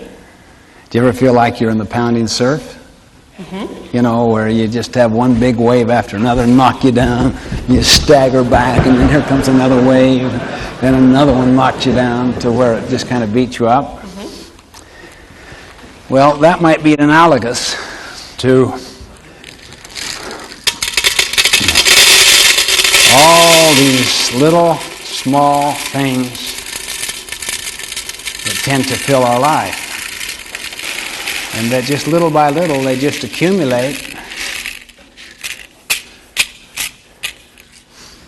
Now, your job, you can't go above this, is to get all those large rocks in the jar. Good luck.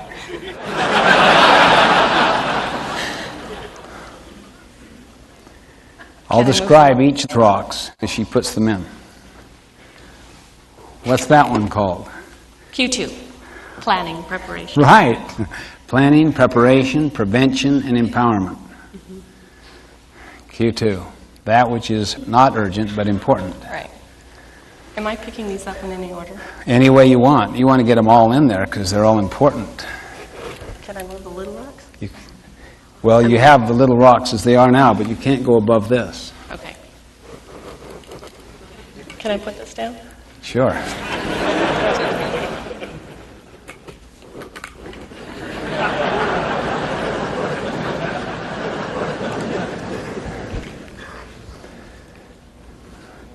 Okay, the next rock she's putting in there is called relationships and family.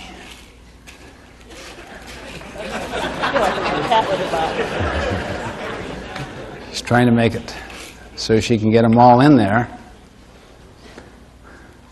on the assumption that by moving the other ones around, it makes more space. You didn't look at that third rock you put in there. That's employment, some key employment issue, and then you put major projects here. I can't get it above there. I haven't worked it yet. Oh, yeah, that's right.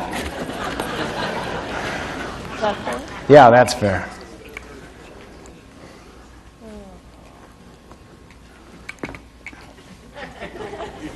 It's not going to work. That's called service, community, church.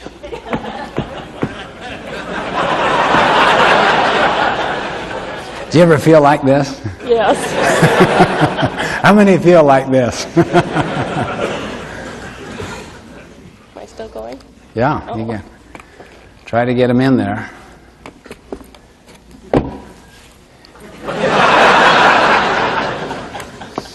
You're a hands-on person. I am. Well.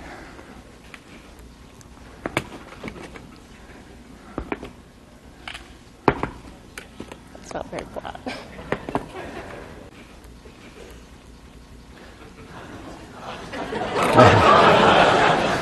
She just put down the sharpen the saw. How many frequently do that? I just don't have time today to sharpen the saw. You ever been too busy driving to take time to get gas? This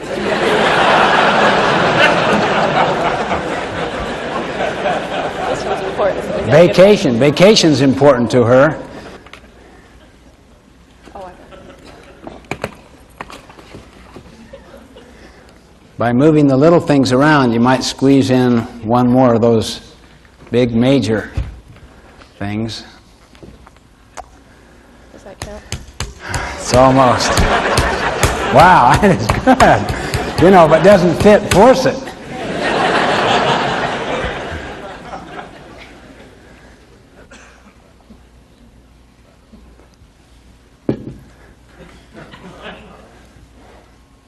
Do I have to really put all of these in here? Well, no. You can neglect a big opportunity if you want. No.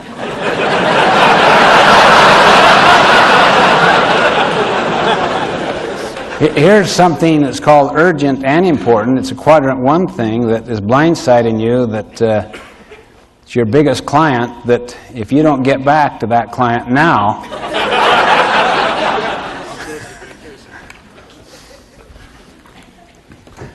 you've given up your vacation. No.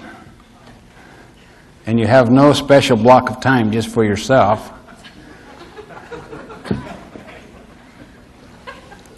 No. You have no young children.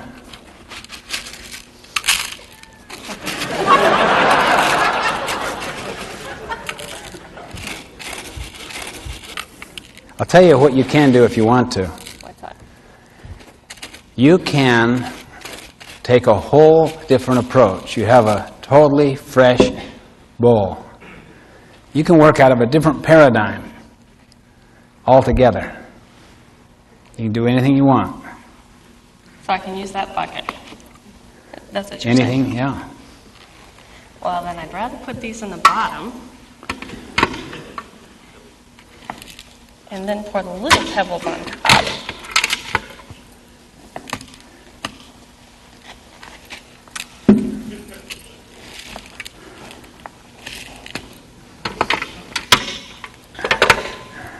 Vacation. Okay, she has sharpening the saw. Planning, preparation, Spouse. spouse, Vacation. employment, Big opportunity. big opportunity, Important and urgent.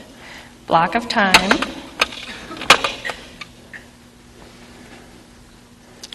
Community. Church. Those young children keep looking at me. Glad my husband's not here. No, I dump these in there. okay?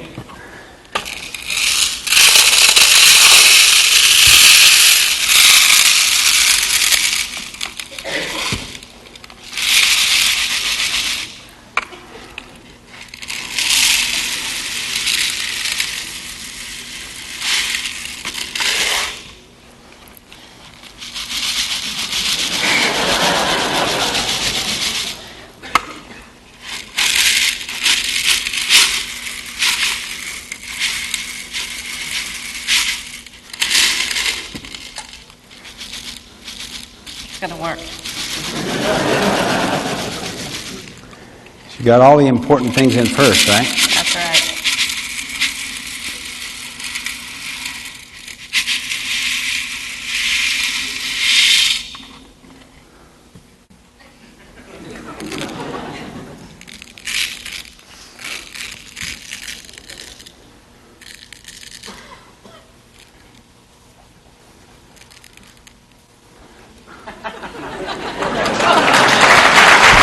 That's great.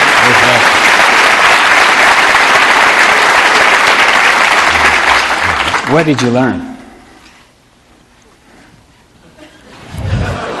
I learn if I have an opportunity to do all the things that are important first and block out when I have the fullest amount available, and then all the little things will fill in the important things. Even if this were higher with the green rocks, you may neglect some of those, see? But so what? Those are just fillers. Fillers, and they're not important. These things you've decided are the most important things. Did you also notice anything else about each of these things? Common characteristic of each of the big rocks. What have they to do with, or who? With myself. Self, Some had to do with others. They all with others. affected All others. had to do with relationships and different roles that you've got. So what if you were to shift to a paradigm of deciding, first of all, what your whole life is about, so that you have a philosophical basis on which to make all of the decisions about what are the big rocks, the middle-sized, small rocks, and so forth. Put the big rocks in very first, the most important things, then the other ones accordingly. And to get out of daily planning altogether, because if you're in the daily planning, what's already happened? The little rocks are already filling up my day. Absolutely, and all you're doing now is prioritizing crises. And you have a big rock like this, like a major project, just like you tried to do, there's just no way you can fit that in. So what if you had the philosophy of relationships rather than schedules, and to organize your whole life around relationships, around the roles that you have with yourself and with other people first? Well, that's the whole idea. Thank you very much. Let's hear it for Elizabeth.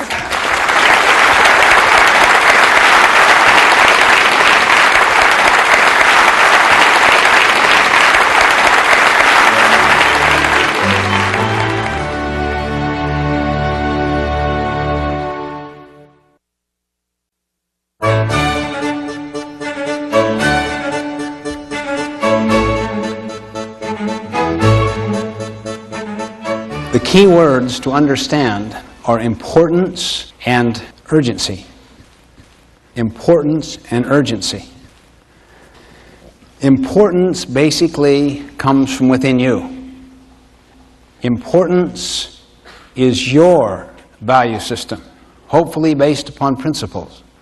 Importance is your mission, your central strategy to accomplish those high priority goals and plans to implement that strategy. Urgent comes from the environment. It presses upon you. It's proximate. It's right in front of you. It's often very popular It could be deep into a social value system. You have to decide what is truly important. That's why I asked you. Notice the question, what are the most important things to you? And then, what are the single activities that you know without any question, by doing those consistently, superbly well, would accomplish marvelous results? See, you've identified what's important. We call this a time management matrix. There are 4 quadrants. Now, quadrant 1, you'll notice, is both urgent and important. It's like that important client that is contacting Elizabeth in her international consulting business. But it's not at a convenient time. But it's a pressing need on the part of that client. Quadrant 1. She needs to attend to it. It's important. It's also urgent. Quadrant 1 is where you tend to move toward crisis, toward problems. If you're not in that meeting, you'll have a problem. So it's a quadrant 1. You have to be in that meeting. So it's either a present problem or a problem in the making if you neglect it. Quadrant 2 is not urgent, but it is important. Prevention, preparation, planning, relationship building, empowerment, sharpening the saw, self-development, setting up mission statements. Quadrant 2 is the leadership quadrant. Quadrant 3 is not important, but it is urgent. Those things that are pressing, sometimes even popular, proximate, right in front of you, but not important. And 4 is neither urgent nor important. That would be symbolized by these small rocks, these green pebbles. All right, now, look at your paper. Look at your answers to those 2 questions. What quadrant were those answers in? What would you say? One activity that you know would produce marvelous results. Yes, sir. What did you have down? What quadrant? Quadrant 2. Now, why isn't it 1? Because you're not now doing it. It's not urgent. The low urgency need. When we're driven by the urgent, when we are addicted to the urgent, it drives us into what quadrants? 1 and 3. In fact, you examine most executive agendas against the 4 quadrants, and you'll find almost all of them are 1 and 3. 2 is usually called other business. What happens then to 2? It gets pushed aside. 2 represents the big rocks. They're pushed aside. Now what happens to 1? It gets larger. How long can you sustain quadrant 1 lifestyle? Doesn't it soon beat you up? Doesn't it burn you out eventually? How many have felt burned out by quadrant 1? Managing fires, the pounding surf, mending fences. Eventually it takes its toll on your body, on your mind. But then the dilemma is faced. Where do you get time for quadrant 2? When you're inundated by quadrant 1 things that are both important and urgent.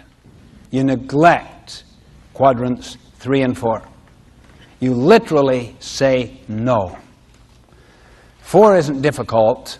One of the reasons people move to 4 is because they are so beat up by 1. So 4 is essentially wasted anyway. Then the key is to take it from 3. Those things that are pressing, sometimes even popular, proximate, right in front of you, but not important. To say no to them. Goethe taught, things which matter most must never be at the mercy of things which matter least. You can do this kind of work, this quadrant 2 work, when there is a burning yes inside you about the mission and the purpose and the value system. You can say no to all kinds of unimportant, however urgent other things may be. People will begin to see you differently. They won't just come and throw quadrant 3 things to you all the time, like I did one time to one of the managers who reported to me. Yeah, it's really urgent, but it was obviously quadrant 3 from his point of view. He said, sure, I'll work on it if you want. Pulled down his project board. I saw all the projects, deadline dates, how far he'd gone. I realized I'm dealing with someone who has purpose and organization here. I'm not going to mess up this person's life and get involved in reordering this system.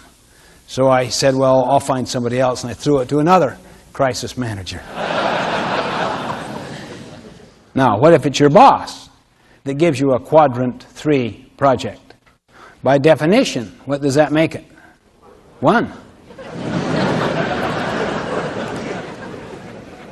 What is important to another person must be as important to you as the other person is to you.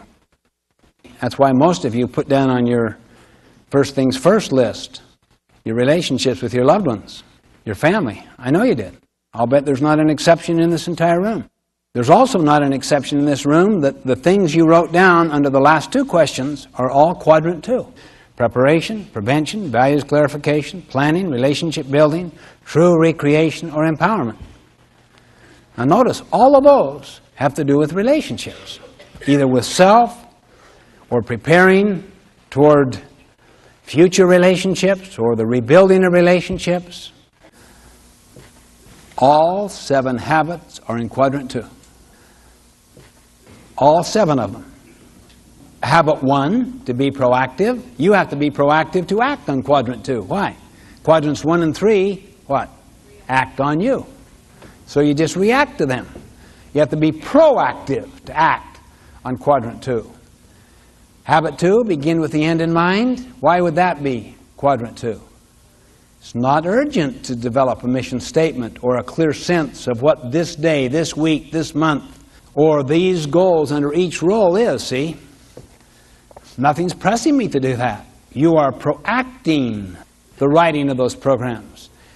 Habit 3 is where quadrant 2 is taught. Habits 4, 5, and 6 is the process of involving other people in a communication process in moving toward synergistically solving problems. That means come up with solutions that are better. And habit 7, sharpening the saws, the renewal habit, obviously is quadrant 2 activity. Seriously, people that start to think in quadrant 2 ways will gradually change their job, their environment. Now they have to be wise and sensitive, but they're proactive. They're doing things to make things happen. They have become a force of nature. That's quadrant 2 thinking.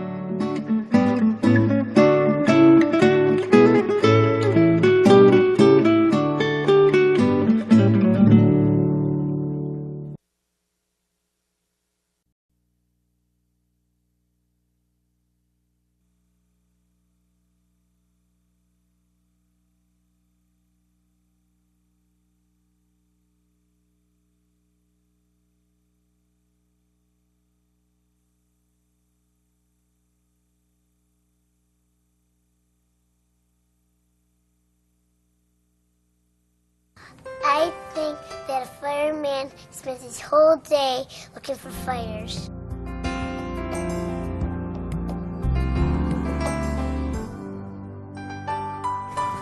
I think a fireman spends his whole day rescuing people from fires. I think at one time the feeling was in the fire service that buildings were going to burn and our main job was to extinguish them. And I think years ago, maybe because of money, maybe because of it wasn't exciting, the emphasis wasn't on fire prevention.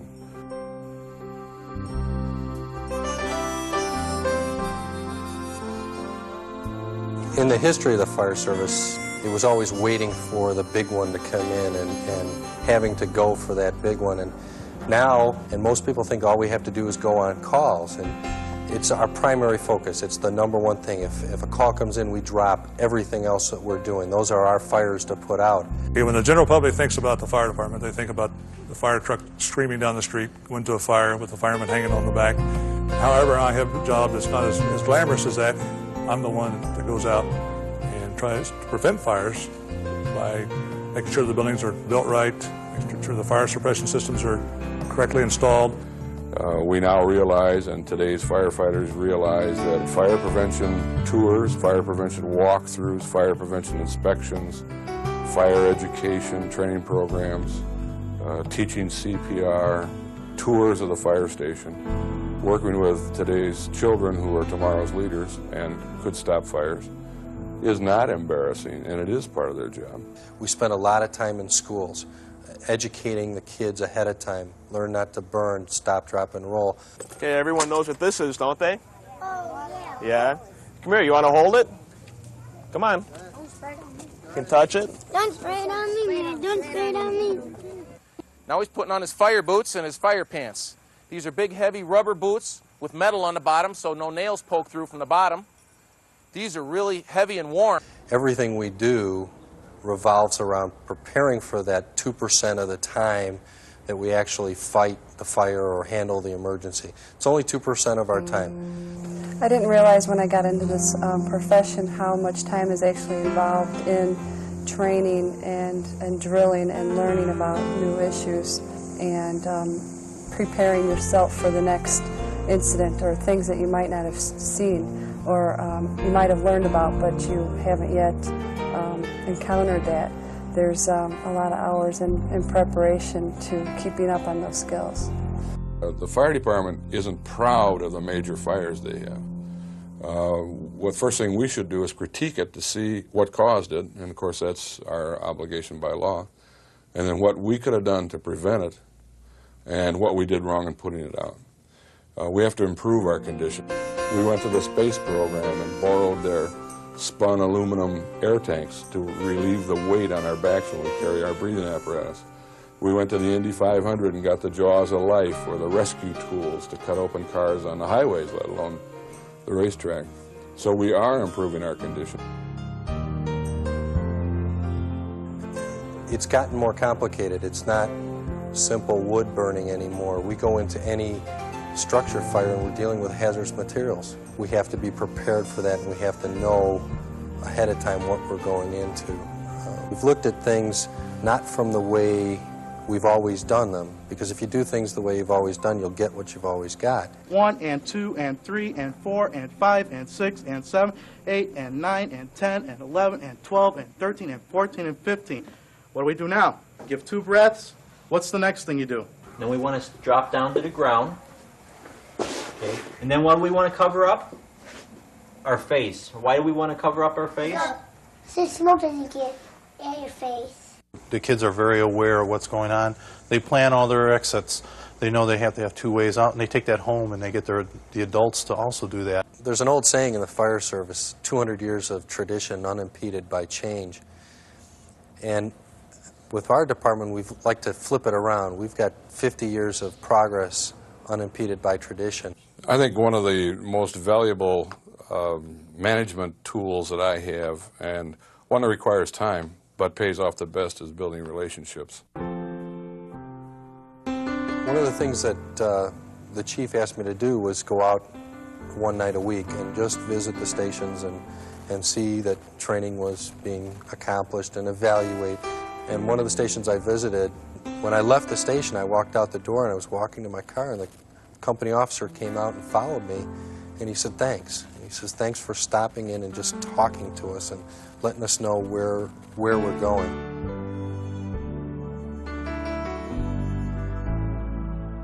Our business cards have right on it, fire prevention is our business, your business, good business. That's unheard of. But if we don't do it, and if the fire chief says, shut the door and sit quietly, they're going to get hurt in the long run. You know who's really going to get hurt is the people they protect. And a community that doesn't have an active fire department is really missing something.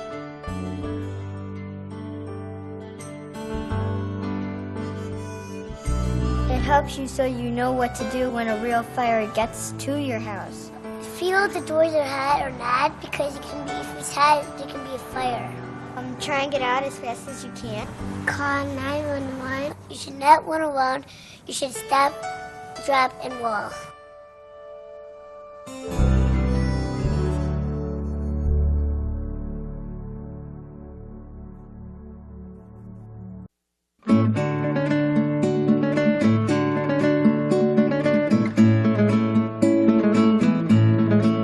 let's go through the 6 steps. Step number 1, connect to your mission. In other words, connect to your overall philosophy, your sense of what your life is about, your vision for your life, and how you see yourself, the kind of contribution, the kind of character, and the value system, hopefully centered upon principles. You connect to that first. Everything gets connected to that. You see, habit 2, begin with the end in mind, is the habit of personal leadership. It basically means to get a clear sense of what your life is about. Habit 3, you manage according to that leadership, according to that mission statement. That's why the first activity that you do is to connect to your mission. That's where you have the burning yes about what your life is about that gives you the courage to say no to quadrants 3 and 4. Particularly 3, because there's so much social value system driving quadrant 3. And it takes an enormous amount of courage. That's why you always want to review and connect to your mission. The very next step that you go into outlines your whole life around roles, which basically means relationships. Study the roles that you have in your life. Study what you put down. You probably put down the roles having to do with your family, the key roles that you have in your work. You may be a department head, you may be a manager, you may be a technician in a particular engineering department, you may be a member of an executive committee, you may be a CEO, but you also want to think about your social roles, your community roles. Notice that's the second activity. Then you'll notice you set up your goals around each of those roles. Quadrant 2. Quadrant 2. When you set up your roles and goals, you're identifying quadrant 2. Then you organize weekly. Why weekly? Why not daily? If you're into daily, what quadrant are you in? By definition, you're into quadrant 1. Because if you organize on a daily basis, you're dealing with the urgencies. The smallest unit of planning would be a week. And then you have to adapt on a daily basis, even on an hourly basis. On what basis do you adapt? On the basis of integrity. If you have educated your conscience into principles, you will have the inward sense. You'll adapt instantly. Your scheduling is very soft. You're very hard on being principle-centered, but your scheduling is soft. And people know it, and they respect it. And they will respect your time. You exercise integrity in the moment of choice, and then you evaluate. You stand back, reflect. How's it going? Roles, goals, execute around them. I go through the 6 steps. Connect to the mission, review roles, select goals, organize on a weekly basis, use integrity in the moment of choice, evaluate.